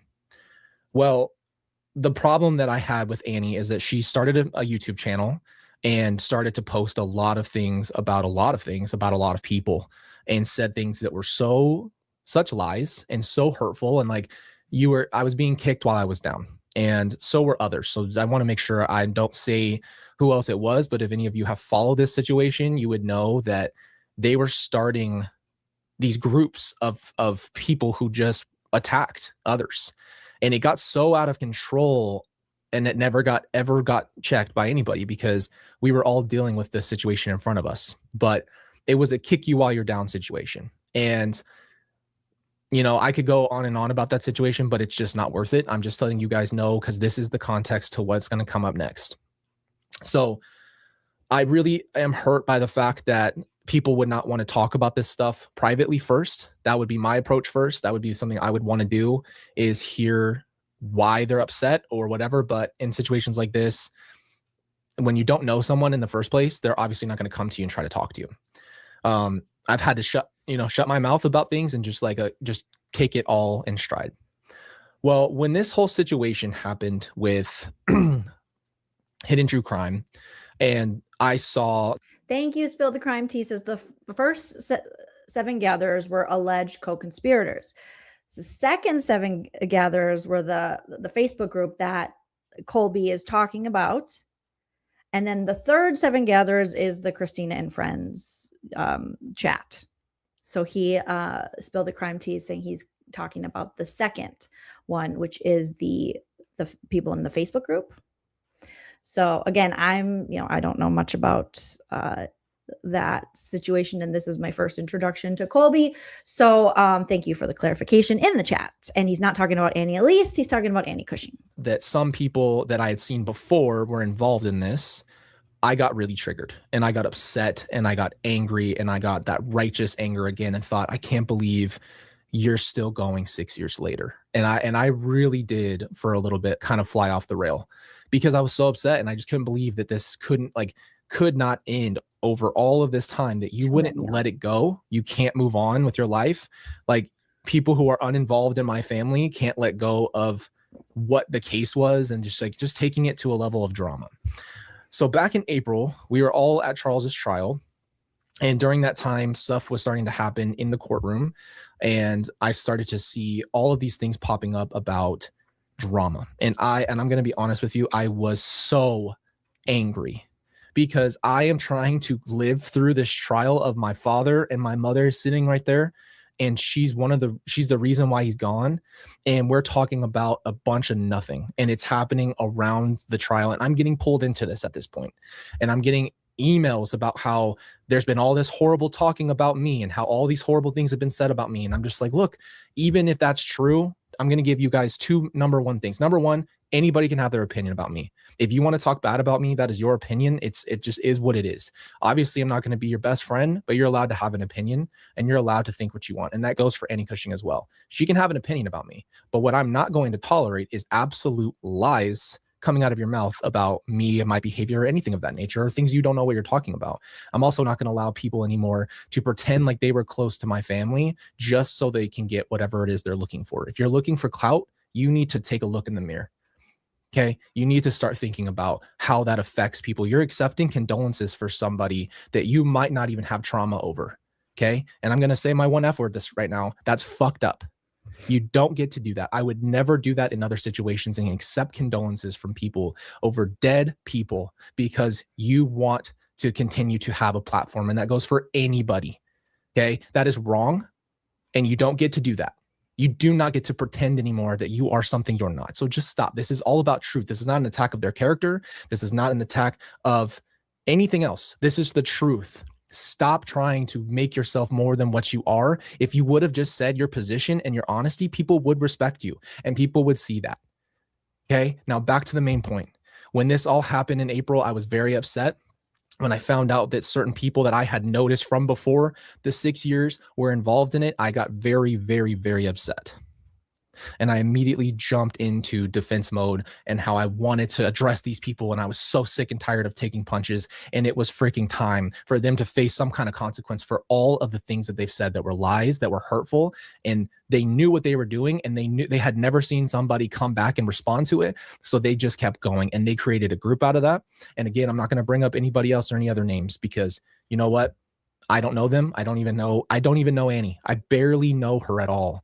And the point being, when I saw that group and I saw those people involved, I got so pissed off for so many of the people that I care about around me, and watching people get more and more attacked after all of this. Like, these people could not let it go. And it just truly makes me think that they don't have, you know, a life in any other way, shape, or form other than to try to have more drama.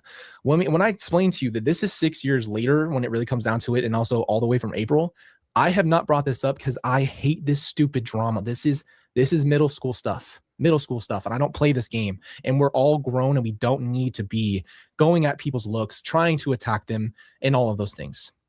But you know what's even more frustrating? Once I actually got out of my anger, I started to zoom out, and I needed to look at the situation as a whole. And I needed to realize what I believed and thought. And the truth was, I was really frustrated because honestly, I had kind of allowed everything to happen, like I told you. But then I realized that when it came down to what was going on with my relationship with Hidden True Crime, I just felt like things actually after the fact were said that were unacceptable to me. And I'm going to give you those examples just because I need people to understand I'm being wrapped. God, it's just like you guys, a lot of you are saying in the chat, like, he shouldn't even have to be worried with this bullshit. And that's what Chelsea was talking about when some of these true crime people, when they cross, boundaries in these parasocial relationships, and it just gets weird, and they kind of start making the case about themselves. And from what I've seen, just since being acquainted to Hidden True Crime in the past couple months, it seems like Lauren really identified with this case almost like it was her own, almost like she was running things, to the point where, she's going to these trials and reporting on it or whatever, but like missing out on dying relatives and their last moments on earth, because she feels like she needs to be at these trials for people that she doesn't even know, rather than family. Like, it's a really strange, boundary issue. It's sick. And the fact that this young man has to now address this, and now I have to hear the things they said to him. I don't even know if I'm ready for that. Like, just Lauren, Grace, and John, leave people alone. Seriously. Yuck. Ugh. You're despicable. Up in a drama that has nothing to do with me. I did involve myself in a sense, and I realized I only involved myself because I thought it was time to go after the group I was really upset with and had been hurt over for years. I thought it was time to address those people. So my initial reaction was, yes, let's deal with this situation, because this is ridiculous. This is no longer happening. I will not put up with this anymore. Like, I'm almost 30. I've been taking punches for years. I will not stand for this anymore. But after all of this started, obviously I went on to Hidden True Crime, and I've had a good relationship with them. And we did an episode right before all of this stuff really came out publicly. And we had a pretty good conversation. I think you can, if you've ever watched our conversations, I've enjoyed talking to them. We've had fun. We've really dove deep. But there was things said that really, really deeply upset me and frustrated me. And one of the first things is I felt when John had called me an adoptive son, I felt like that was to be said publicly for what was coming next. And now that I've seen all the context, which is unfortunate, I've seen my name come up multiple times, and that has affected our community. And you guys know, when it comes to this. Okay, whoa. John called him an adoptive son? You're despicable. Oh my God. After the trauma that this guy's been through with his own parents and siblings, you're out here as a alleged psychologist, therapist, referring to him as your adoptive son? Community, you're don't play with the bear right now, because this community is a special place for me and it's a special place for others. We have really formed a group of people who want to get better and learn and grow. Okay. So when I was told that, I remember on live, I just remember thinking, why did you say that? Because I lost my. Who said it on live? John, you're fucking gross. No one would want to dude. stalk that ugly bitch. Oh my God. You people are sick. The fact that you even have subscribers or supporters, it's amazing. That is gross. You like put him on the spot and okay, I'm gonna let him talk. Get better and learn and grow. Gloomy, yes. So Kim. when I was told that, I remember on live, I just remember thinking, why did you say that? Because I lost my dad. He was murdered. You know that. And I lost my mom. So you can't say things like that if you don't mean that. So that number one, that pissed me off. And I didn't even know how much it pissed me off till later on. And then I heard my name brought up right after that live.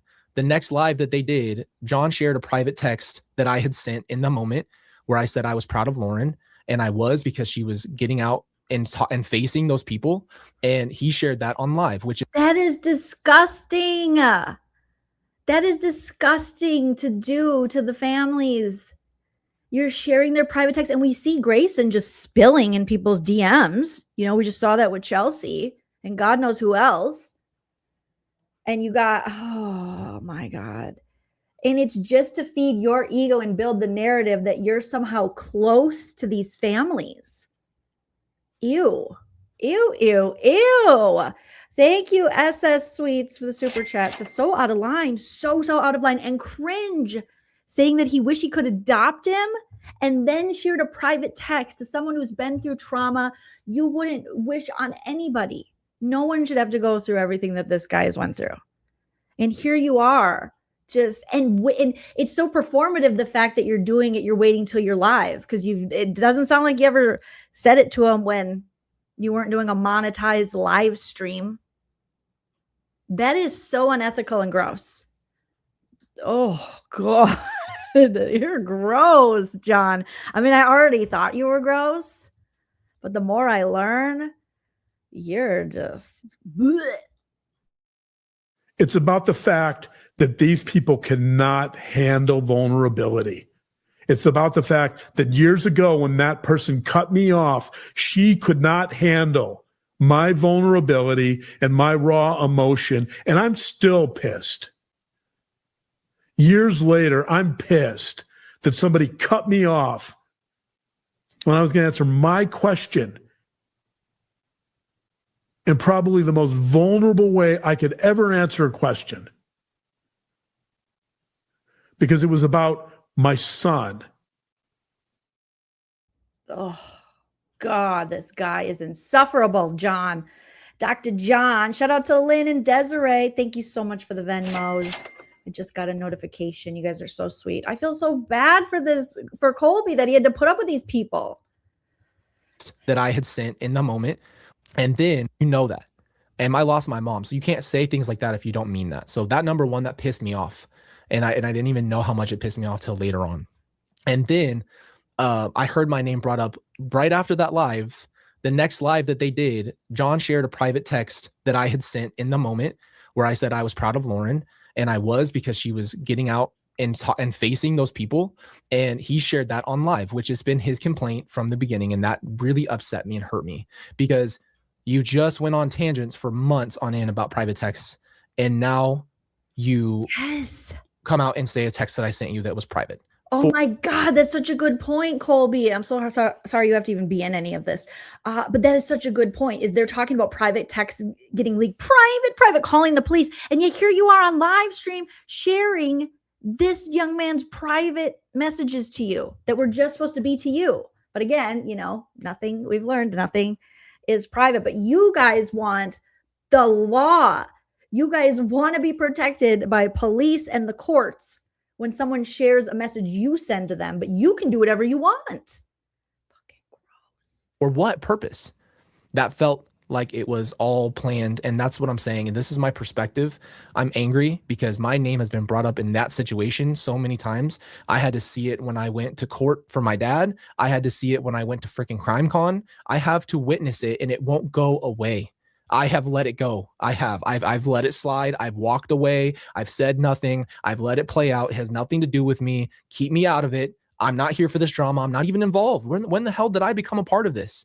Until I realized I was being dragged into it. And I wanted to not do this video. I never wanted to make this video. I never wanted to have to make this video. And it's so irritating to me that I don't even go to that place. We don't go to that. Yes, we talk about my family. It's already public information. My family, and we talked about this last night with the mods, that is public. You guys knew more about my family and details about my family than I did. So yeah, am I touching on that now? Yes. For my own sake. And I appreciate that I have people who I feel are like a family for me, because I don't have that anymore. So I address those things. I've told you guys, you can believe what you want. I'm telling you context so you understand where I stand. Number one thing I have a trigger with now, and I'm no longer taking these punches quietly, is being pulled into people's bullshit.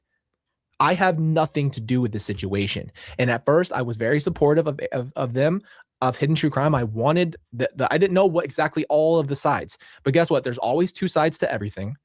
And you know what? I'm not on either side. So just put that out there. I don't support anybody in this situation because two things. I know what I know. I don't know both sides. I haven't had the conversations. I'm not trying to jump into it. And secondly, I've been through enough. I don't even want to be involved in it. When you have this much happen in your life, you don't want more issues. You don't want more drama, and you don't want to keep going on and on and on about it. I'm heartbroken over all of this because I don't have anybody that I've went at except for Lori, Chad, and Alex, Zulema, and the Melanies, because they're all, in my opinion, very deeply tied to what happened, and they never said anything or did anything, and people were being killed. That's who I have a true issue with, and I told you guys that. This whole thing is not something that I was trying to get into a big conversation about. What I don't want people to do is go at Lauren and John. I don't want people going at Annie. I don't want people going at it. That's why I've never said anything, because I'm not trying to start a let's go get these people for what they've done. That's not who I am. I don't want people spreading more hate. It should be the opposite. We should be coming to this channel and diffusing a lot of that and learning how to deal with these situations. But at the end of the day, how long can someone just keep being thrown into situations and say nothing? I'm not doing that anymore. I'm not here to be everybody's best friend anymore. I'm not here to be steamrolled by you. I'm not here to people please anymore. And I'm not going to be taken advantage of. I'm not going to be that guy anymore. And it's not fair to me. It's not fair to my family. It's not fair to our channel. It's not fair to our community. It's not fair. I've never once used someone in this situation to shield myself because I was going through something. And again, that's my perspective. That's just what I feel and think. Is I feel like I was used in a timing where I was being used in a certain way. That's how I feel.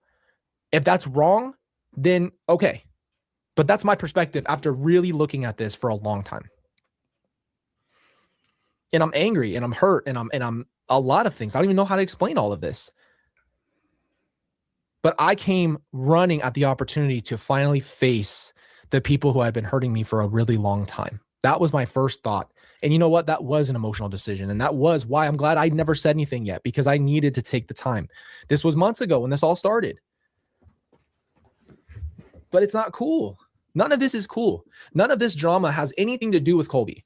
Okay. I would stand up for my convictions. If I feel that it's my time to take heat for my convictions, I'm cool with that.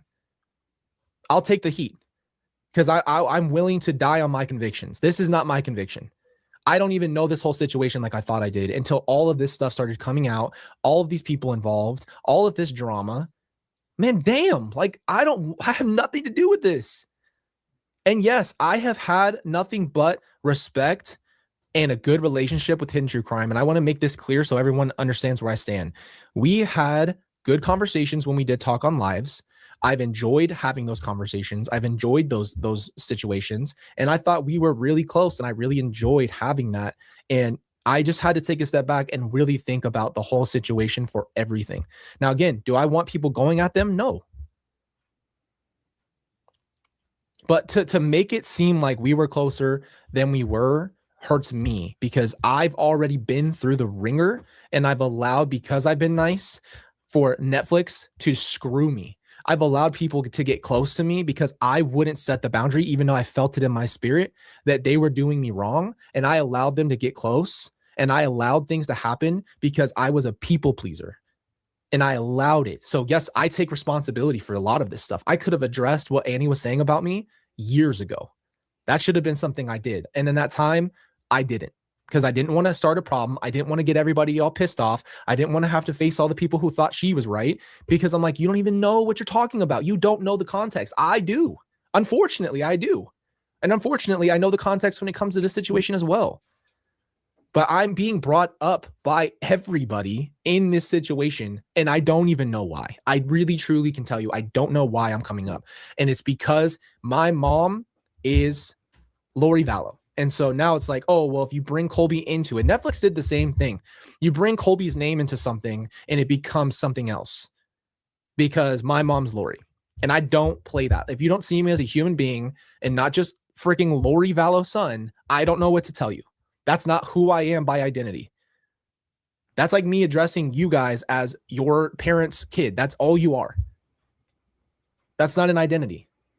But people know if they say something about me or my family or anything like that, that something can keep coming on, right? Now, again, I'll address something. I haven't heard a lot. This is not something that I've heard a lot as of lately. This is not the peak of it. This is something that obviously happened a while ago. And unfortunately, I feel like at some point you have to just say your piece and be done with it. That's why we're addressing this today. This needs to be out of the way, move on, carry on. This is exactly what I want you guys to know because I care about our community. And I know a lot of you have had these questions, but it's really, really, really unfair to bring me into this. And you know what? I do not condone other channels ripping people to shreds. I don't. That's not the way to deal with your situations. I don't. Yes. Do I rip Chad Daybell to shreds a lot? Yes, I do. Jolene, aka just Nana's kid. I mean, oh my goodness. This is crazy that I mean, obviously I wouldn't know. I didn't follow the case. And so I didn't know about Hidden True Crime before, but I didn't know that they, showed his private text messages. I didn't know that they said he was their adoptive son after he's lost both of his parents. And just the fact that they think that anything that they think they're going through or trying to create themselves as victims, that it matches what the real surviving family members have went through in this case. He killed my family. So I'm pretty pissed off. Going at people and their looks and all that stuff. Come on, bro. You got to grow up. Would you like that if someone went at your looks? Would you like if somebody was making fun of you as a human being and your life and that stuff? No.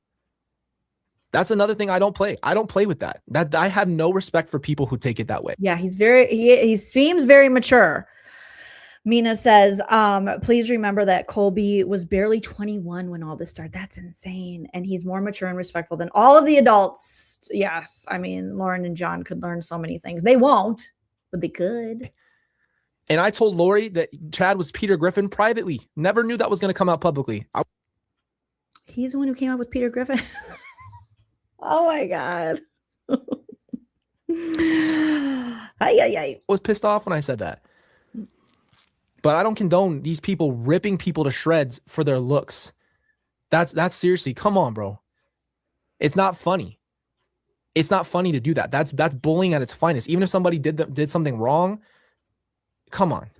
So Betsy is saying, the response video where John shows Colby's text wasn't a live stream. It's still up. It wasn't on the response video. I can't even remember if it was on the John's response. I just remember Brad Pitt. And then open up a book, pretend to read a quote from it. But I don't remember. Let's get back to Brad Pitt. Maybe, I don't remember if I've seen that one. And if you guys look, I can honestly say, I know I drew a line in the sand. I know what I'm saying. And I understand if you guys are upset, you have every right. You should make your own opinion about people. That's fine. I'm not trying to sway you. I'm not trying to get you to agree with me. You don't even have to believe me. But I'm going to tell you my perspective for the first time because I've never said this stuff. And I've been taking hits for years because people have walked me like a dog because I have allowed it. No more. You will not walk me like a dog. I'm glad you're I would say I don't know much about you, Kobe, but I am glad you're setting your boundaries. That's good. I'm not going where you leave me on my leash. I'm a grown man. I'm going to stand up for my family and the people that I love. And if you want to talk your talk, go ahead. And if you want to respond to this, go ahead. You can form your own opinion. That's fine. Here's what I've experienced. This is my experience that I've had to deal with. And this is just a tip of the iceberg, bro. You guys have no idea how deep all this stuff goes. Years and years of laying down, being destroyed while you are going through what feels like hell on earth, and people adding to the bag for their own personal gain on your family, on you, on everything. All I've tried to do is live a certain way and try to be as open about this stuff and try to help people learn and grow and share my experiences and hope that we all can understand that we're all human beings. That's all I've wanted this whole time. And people, for some reason, take advantage of you or go at you, and they decide that that's what they're going to do. And they make it all about what they can get out of it. And I just think that's wrong. None of this is just for you to play around with. You don't get to just bring up Tylee and JJ and Tammy and Charles just to play around with it. You guys say whatever you want. I get all the comments. Grifter, everything in the world, milking it, obsessed, whatever, bro. I do not care what you think. I do not care. If this was your family, the last thing I would do is hop on your YouTube channel and tell you to get over it. The last thing I'd ever do is leave a comment about you, how you should grow up and how you're obsessed with what happened to your family. But you know what? Again, you're allowed to have your opinion. Go ahead, say it. Another big reason why I'm upset, and another thing that really hurt me, is when I heard Lauren comparing herself to Charles and Tylee. Oh, that felt really wrong. Like, I don't think we can even fathom what Charles or Tylee was going through before they were taken by their mother and their wife. We don't throw that out there. We don't say that kind of thing because it's not even close to the same situation. And I don't want to speak rudely about her and say that, but that situation was so out of pocket. You do not say stuff like that. You do not say that because you don't know. I don't know what Tylee was going through, and I don't know what Charles was going through. But their lives got ended. So no, we don't just throw their names out there, and I don't play that. So that's what I'm trying to say. This stuff all happened later on, which is really unfortunate because those conversations before were never like this. There wasn't that issue. And now there's issues. And unfortunately, because it will not stop and my name keeps having to come up, I have to come on here and have to explain everything because that's what we have to do. I'd much rather be talking to you guys about how we can move on and create better lives, but sometimes you just have to address something. I want to also say we're not here to start things about others. I'm not here to try to hurt other people, go at them. I think I've said what needs to be said. There's a lot that I haven't said, and it doesn't need to be said. That's the point. That would all just be personal anger, upset, frustration.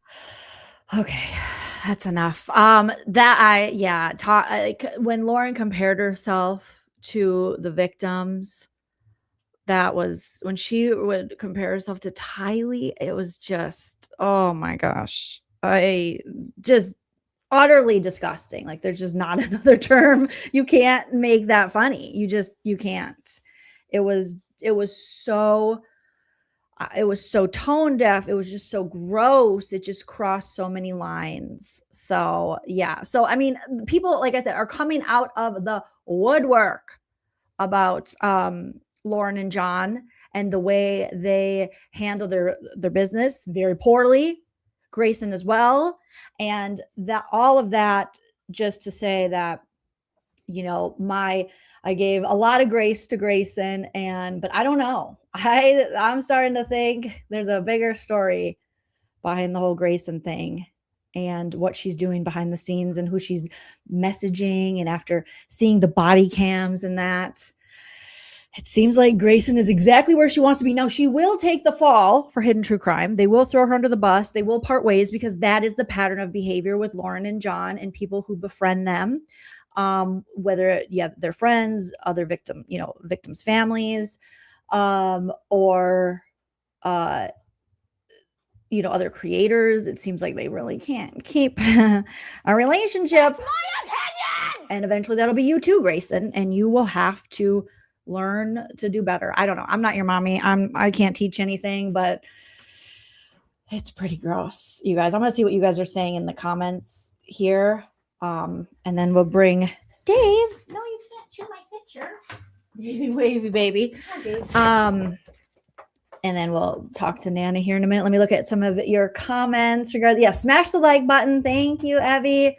Thank you. Spill the crime tea. Yeah, I can't believe they have that many subs. I mean, Kitty Meow says, I don't feel bad for Grayson when this goes. At this point, I'm just waiting for it to happen. And because what she's willing to do for these people is, it might just be what she enjoys. She might just like this. They're setting her up and she seems to be just fine with it. She doesn't seem to be concerned with the other people she's hurting. But I am so curious. I would love to be a fly on the wall with Annie Elise and see what she thinks about all of this. I mean, the fact that she's messaging, friends of Annie and other creators like Chelsea and trying to paint Annie like she had some bad employment practices and that she is the plagiarizer. I can imagine. I mean, I wouldn't want to talk to her ever again. I would block her so quickly. But it seems like Annie, she obviously hasn't made a statement or anything. Sweet ZZ says, I feel bad for Grace and what is going on in her life. She has to be used by such people. Yeah, it's, or it could be that Grayson has always been this way and she just found her perfect match in John and Lauren too. That's a situation. When I first looked at this, I didn't even think about it. I thought, nah, she's 24. She's getting manipulated. But we know some people by the age of 24, they are who they are. And maybe she's always been like that. And so she just found the right match now, with Lauren and Dr. John. So, I mean, again, it's open to how you look at it, open to interpretation from you. It's all subjective. Lemon Bake said, this is Grayson's personality. Yep. Yep. That's just as of recent and watching all of this and seeing how Grayson moves. I'm thinking maybe she's always been this way. And her and Lauren are each other's twin flames, They're just meant for each other. So Jesse says Grayson's family of origin must be a mess for her to consider this normal. I don't know. Something's going on. What is your childhood drama? Yes. How low will they go? Pretty low. Will they go to the flow all the way? Blue Jay says there's not always an excuse for people. Some like Chucky, and I love that you call them Chucky and Lauren, are just shitty people. Yeah, sometimes people are just shitty. Let's see. Eve says maybe Grayson has her eyes set on Dr. Tongue, not Dr. Tongue. Maybe she's setting Lauren up. Maybe Grayson's secretly stalking Lauren to steal Dr. No, what if she's trying to steal LaurenMatthias from Dr. Tongue? So Brad Pitt has this allegation. I think Brad's cute, but yeah, that's and fine. I think he's a great actor. That's fine. Yeah, but I haven't assessed him the way you have. That's and I think he's a great actor. That's fine. Yeah. But I haven't assessed him the way you have. Assessed him the way you have. Assessed him the way you have. All right, Nana's here, you guys. Hi, She's everyone. Back, baby. Nana is back.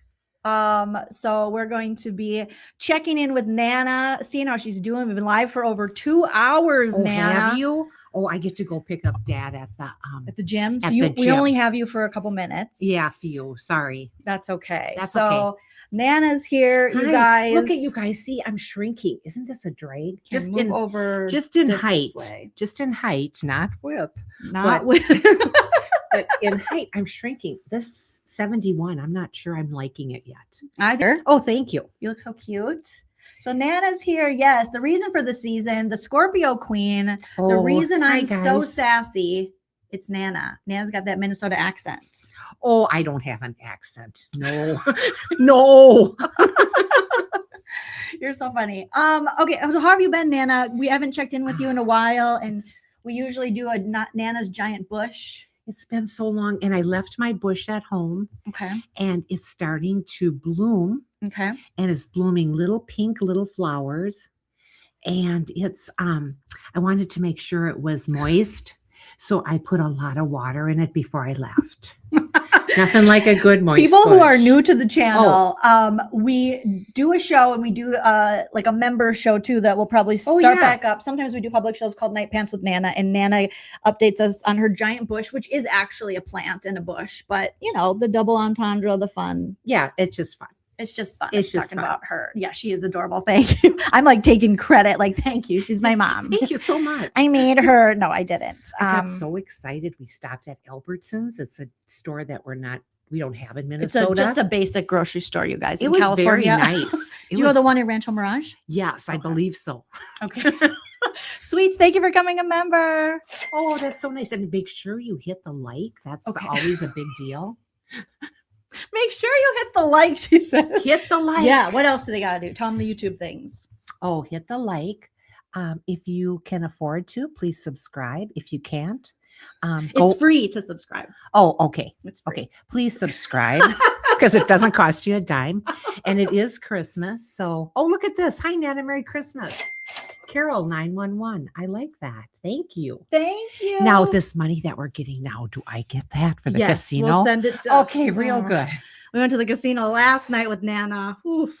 It wasn't pretty. My only time I got there, and I'm happy and always smiling because everybody is when you walk in. And then I thought, oh, how many times did I go to the ATM? Only once. That's not too bad. Only once. Pretty good. You know, like, yeah, has she? No, she is never. She's not aware of the Erewhon, which is What like is that? It's fancier than like Whole Foods, fancier than like in your world, Kowalski's, Byerly's. Oh yes, Byerly's You know. is very nice. Do you want to hear one of my sound effects, Nana? Yes, I do. Is that what that is? I Yeah, this see is you. my sound effects board. You Oh, haven't been fun. on since I did it. Okay, here we go. Okay. You save big money, you save big money when you shop Menards. Yeah, they have $20 smoothies, like Tenny's saying, at Erewhon. You might as well just go to Vegas. They got $27 hamburgers. We couldn't believe it. We were not happy with Vegas this last time we went. Drag Vegas, Nana. Drag No, Vegas. I wasn't because back in the day you could go there. You could get $3.99 for eggs, toast, hash brown, steak. I mean, whatever you wanted. It's just ridiculous now. $27, and you don't even get fries with that. You don't? It's no, separate? no, that's a la carte. It's ridiculous.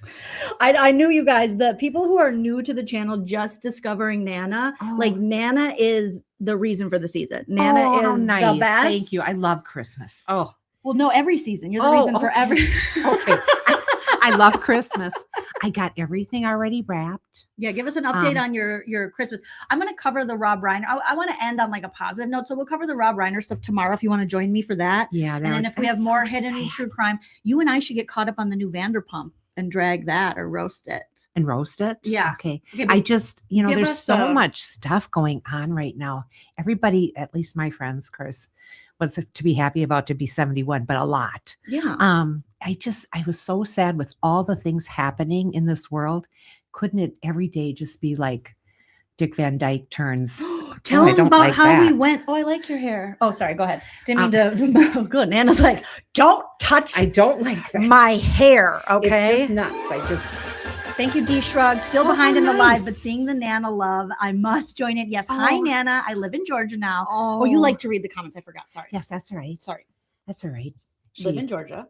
Okay, I'll start from the beginning. Okay. D shrugged, still behind in the live, but seeing the Nana love and must join in. Hi, Nana. I live in Georgia now, but you always remind me of my mom in Wisconsin. Oh, go Midwest roots. Yes, yes. Go Wild. Was that where We're we're watching The Wild Yeah, tonight. we're watching The Wild. We're waiting for tonight. Hype Man husband Shelly. Okay, so you were telling us about. Oh, what was I talking about? Oh, I said, couldn't every day be like Dick Van Dyke turns 100? Oh my God, everyone was so happy. Because He you was have such a happy. boner for Dick Van Dyke. Oh, who doesn't? I don't. I think he's great, but I don't have a bone. Well, you didn't grow up with him. Exactly. But I took Nana to see the Dick Van Dyke documentary, which was Oh, airing at the was theater here for so- 2 nights. It was so nice. It was only on for 2 nights. And I thought the place would be full. So me and Joleen and the other 6 people sat far apart from one another. But I was surprised that people didn't, jump on that. But Yeah, that's okay. it was dead. He's not, but it was. It was really, but we had our popcorn, Mhm. Raisinets, Mhm. big, tall Diet Pepsi. Soda, Coke, I think. I say Pepsi. Diet Pepsi. And what else did we have? Oh, and we got a small pizza. But the reason I got Diet Pepsi, because I'm trying to cut back. We were big backing, but not with the beverages. All right. It was just so good. It was just good. And we got to see his co-stars, like obviously the Queen, Mary Tyler Moore. Yes, doesn't get any better. We're not And I worthy. feel like I've met Dick Van Dyke. Because You've met Dick. I've met. Who hasn't met Dick? Raise your hand if you like Dick. Anyway, I think. Wait till you get to be 71. Anyway. Are you running from it? You're running from it. If you could run, you would. Oh my God. Well, you do have 2 new knees and a new hip. I have 2 new hips and a new knee. But that's okay. Okay. That's all right. So Dick, back to Dick. Yeah. Oh my God, we were talking about Dick Van Dyke, and I feel like I met him because I got to meet Valerie Harper at the Mall of America. I stood in line with my book and she signed it for me. Oh my God, it was just the thrill of my life. They had to escort me off the stage. Was that your favorite person, like famous person you ever met? No, I met lots of famous people. What are they? She chased Nicolas Cage down in Little Tokyo in LA once. Down an alleyway, and then his driver got out of the car and was following me. I said, okay. I went, okay. Yeah. She was like, Nick! And it was like when you saw Kurt Russell, we went to Jimmy Kimmel, we were backstage, and Kurt Russell was in the green room just getting ready to be interviewed. And I had to hold Nana back. I was like, no, Nana. She pushed down on my knee so hard. I think that's why I needed surgery. Kurt Russell. And she says, Mom, they come back here to relax before they go on. And I says, well, that's why we're here. Can't you just say hello to us? I mean, come on. He still had like his makeup napkin around his collar because they put on his makeup. I wanted it. Just sign it and I'll take it back to Minnesota. Oh my goodness. Oh, do you want to read the super chat here? Sure. I love these. Valerie Harper was amazing. Yes, she was. She's just, oh my God. Nothing like Rhoda. And then we have, this is for the beautiful Nana to get a spinner. Oh, she will. Thank you. Thank you. Yes. Buffalo. Those damn buffalo were so mean to me. Oh, they're assholes. Then I went up to the bar and played poker, and I was doing a little better on that. I came back with $200. But for any of you gamblers out there, $200 doesn't touch it. So anyway. No. Okay. We got one from S Sweets. Thank you so much, S Sweets. Thanks, Sweets. You want to read it? That's so cute. Please share your email. This is the best. I'll share my email. You can email me, joleenreacts@gmail.com. That's joleenreacts@gmail.com if you want to send anything to me or Nana. Oh, that's so nice. I got an email too, but I can never remember it. So thanks. I wouldn't give out your email just because that's like your only email. Well, our bank account number is... I'm constantly just trying to not get my parents to lose their retirement and get swindled by the Jen Shaws of the world. She's out of jail, by the way. I saw her. She looks really good. Hide your nanas. Hide your nanas. Oh my gosh, that's just something. Cindylicious. Oh, that's a cute name, Cindylicious. There you go. Oh, and I love the name Cindy because Cindy was the name of Cindy Walsh from 90210, one of my favorite shows. Please share your favorite casserole recipe.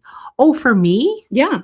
Oh, I'm trying to think. Well, you like to do. I like to do a chili hot dish. She does a chili hot dish. I do a chili hot dish. So tell them about the chili hot dish. Oh, it's use greasy hamburger because it's the best. Okay. You know, this 90% lean, throw it away. It really, come on. Be on the lean team with us, Eileen, Jolene, but no lean on the hamburger. No lean on the hamburger. Yeah, and then just onion, celery, chili powder. It's really simple. And then for the kids, I like to put little noodles in it because they like the noodles.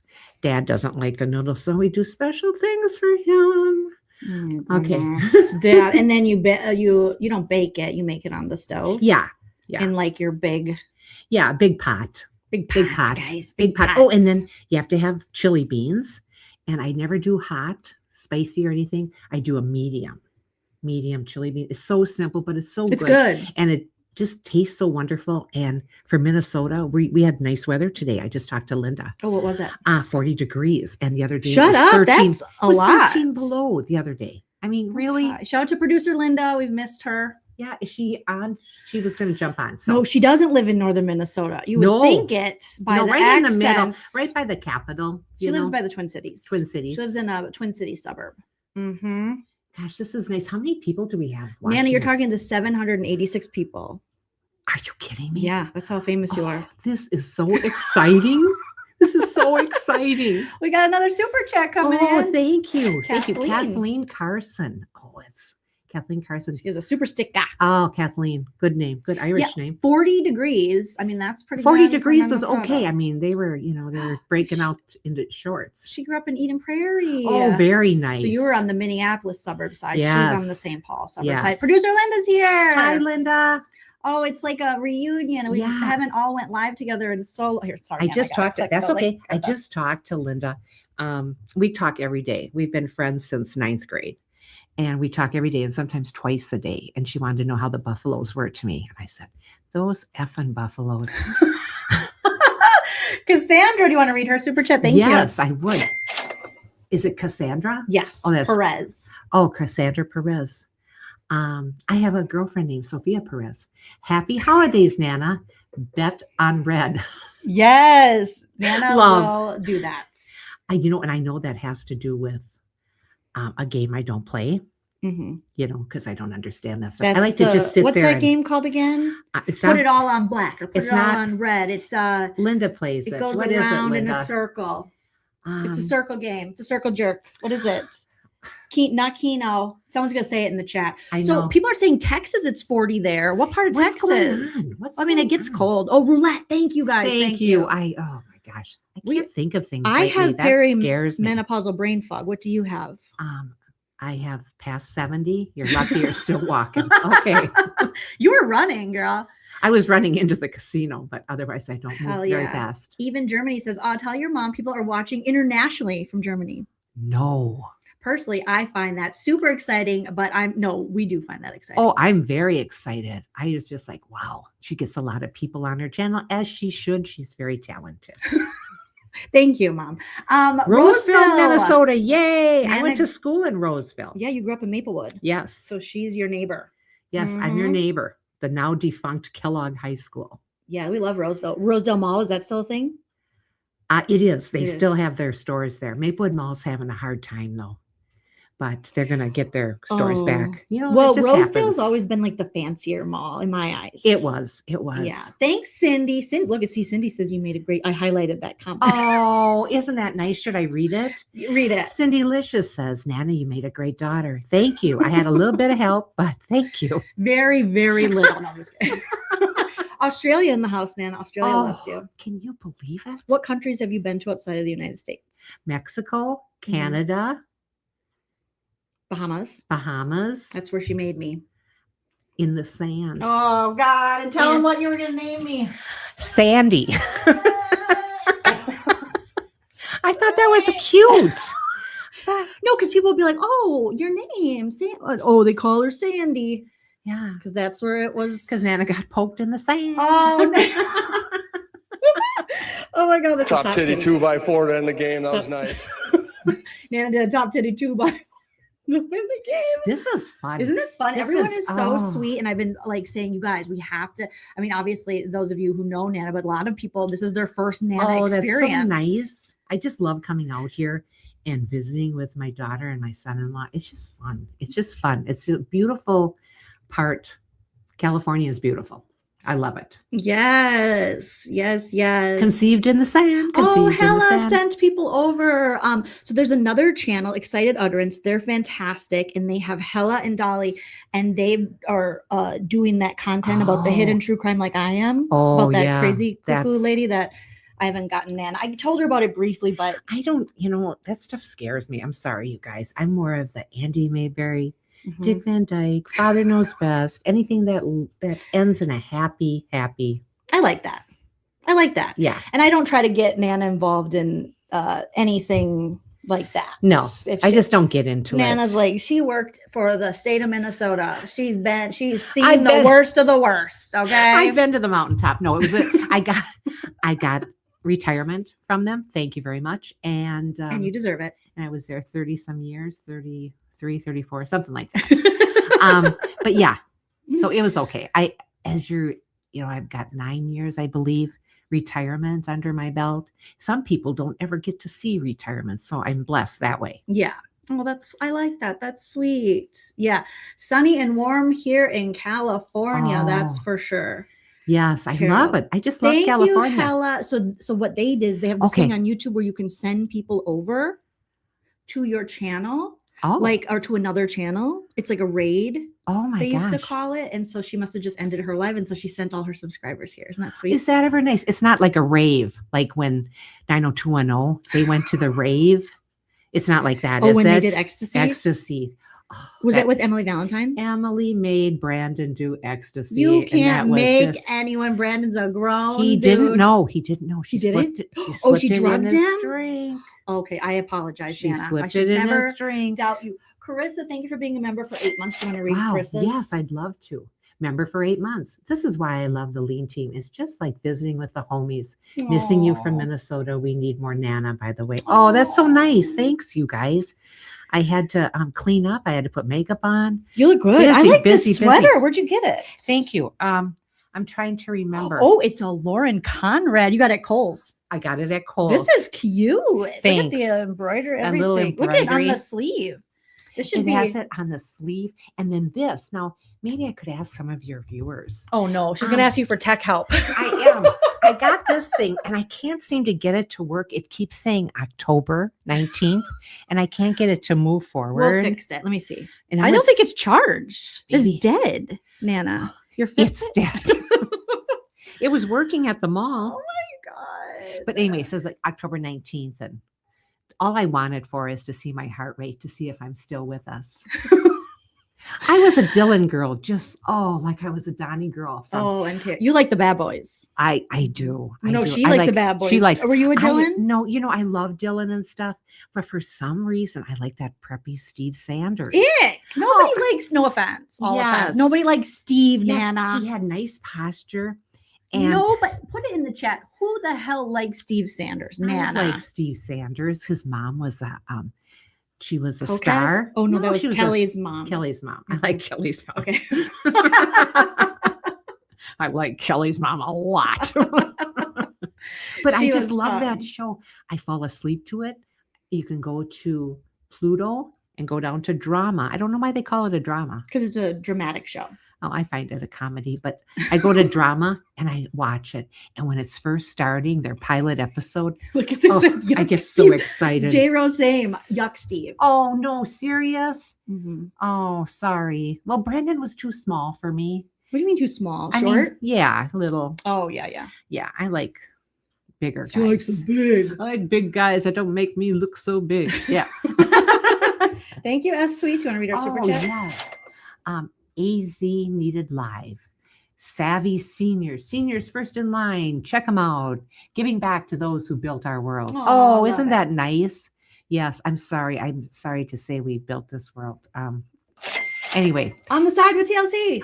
Oh, my mom's in town too. Let's have mom and daughter trip to Fantasy. Oh, I am also Fantasy my Springs Casino. posters. You've never been Ooh. there. I've seen a concert there. Eileen made miss our old live giveaways. Oh, I know. We did have those. We had those giveaways. Yes, you Nana would make coasters. I was making coasters and it took so much. I didn't realize how heavy they were. And I'd send out 4 to 6 coasters, and to send it out, they were $15 to send. And I says, I don't think we're making any money, honey. They're worth more than the coasters. Oh my God. Maui Mama, thank you for gifting a membership. Oh, is that ever nice? That is Yes. so sweet of you. That is so nice. Now, how many people did we lose? Some No, we, because I'm on. we gained. We have 895. Oh, they're calling their friends. Thank you. I just love this. I miss doing this with you. I know we miss you. Everyone's always asking, where's Nana? I said, Nana has a life. She's like traveling a lot. She has Yeah. friends. You are planning your middle school reunions with your friends. Oh, it's just so much fun. I just It love. is. Yeah. We'll have to do a night pants with Nana, members only for the members while you're here. So maybe we'll do that Oh, this week. that And would then be nice. we'll have Nana back on tomorrow. That would be really nice. Thank you, Maui, for gifting another membership, you Oh my sweetie. gosh, is that Thank ever you, nice? thank So you. when they gift a membership, tell us about that, Jolene. Oh, so tell us about that. When they gift a membership, then it automatically randomly picks someone in the chat who gets a free membership. So they're gifting it to their fellow, person in the chat. So it's really sweet. Gosh. Mhm. Did you think I was always funny, Nana? She was always funny, especially when I would be at work and she'd have a day off school and she was old enough, 7th grade, to stay home alone. And she's telling me how her friend is getting sick in the neighbor's yard over the fence. That was 8th grade, I think. Okay, 8th grade. Could have been 7th. Didn't realize she was having a party at our house. I wasn't invited. And she in true form, she got out the good dip bowl. I didn't know they were going to get into the booze. They got in the into basement everything. bar, and They got into everything. It was so sad. He was But drunk off cream de mint. Can you even get drunk off cream de mint? I believe you can.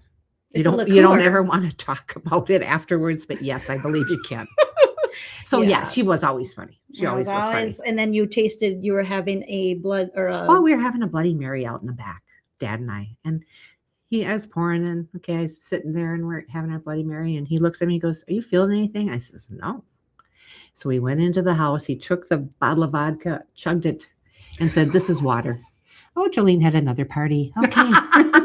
How fun. I was just always a very fun time. And now Social. we're both sober. So Yeah. now we're both alcoholics. Go figure. Go figure. Bloom Flower Bar, thank you for gifting 5 memberships to the channel. That was so sweet of you. Is Look that at the, ever Look at the nice? little doogie woobie in the picture. Oh, look at. I love how you said you weren't invited to the party. And We I wasn't. didn't- It was her house. She was paying the mortgage. I didn't even invite her to the party. Like, how Wasn't rude. invited. And the gals that I worked with are older than me. And they said, "Your daughter's having a party at your house." I said, "What?" "No, I think you should go home now and check it out." And they were right. Okay. Thank you, Micah. So what time is it? Okay. So Now we do have to wrap it up because Chell's home now and we have Okay. to watch the Minnesota Wild. Go Wild, you guys. We got another all-star player. We got Quinn Hughes, awesome defenseman, and we have Kaprizov. And this is crazy for a Minnesota team on the same night recently. The Wild, the Vikings, which is crazy, and the Timberwolves all won, and that hasn't happened since 2002, 2003. 2003, you said. So yes. now the Wild are cup contenders. We're just saying that. We know that Minnesota, we And you're we can getting hope. me. You're getting me excited for I know, our for sports hockey. team. I'm not, not much of a sports person, but yeah, it was fun watching them.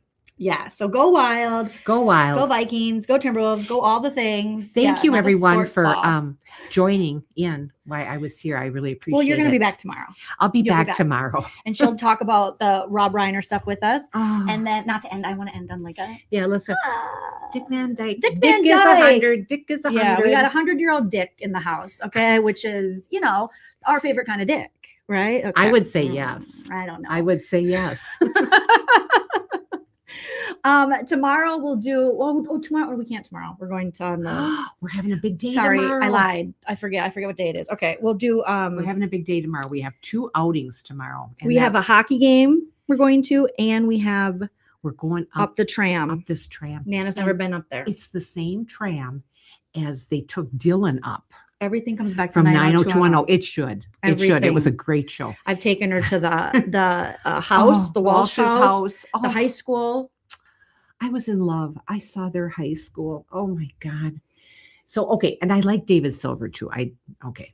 Okay, so she likes the people nobody likes. Good. Okay. Nana wants, you were one of those people who was like, oh, Donnie from New Kids. It's like you pick the one you're like, you have the best chance with. You know what I mean? That the other people, maybe. not all the girls are going for. I get it. I respect it. Maybe. Nana. Thank you for all the Nana love in the chat, That's you guys. so nice. Hit Thank that you. like on your way out. Hit that. Well, Nana, you know the drill. You can tell them what to do. Please hit the like on your way out. Especially ask for me more and more and more. I appreciate So it. should they leave a comment? More Nana? If you that would be enjoyed good. Nana, please comment more Nana so she can count tonight, which she will, how many people wrote more Nana in the comment section. I like that because when I post something on Facebook, and I know you guys aren't on Facebook because once us old people got on Facebook, you guys took a hike. But I love it. I go, oh my God, I'm up to 40 likes, stuff like that. So. Nana loves it. Oh, you're moving the desk up. Oh my God. I thought I was stroking out. I thought I spoke too soon. I was like, oops, I'm okay. All Okay. right. Peace and love.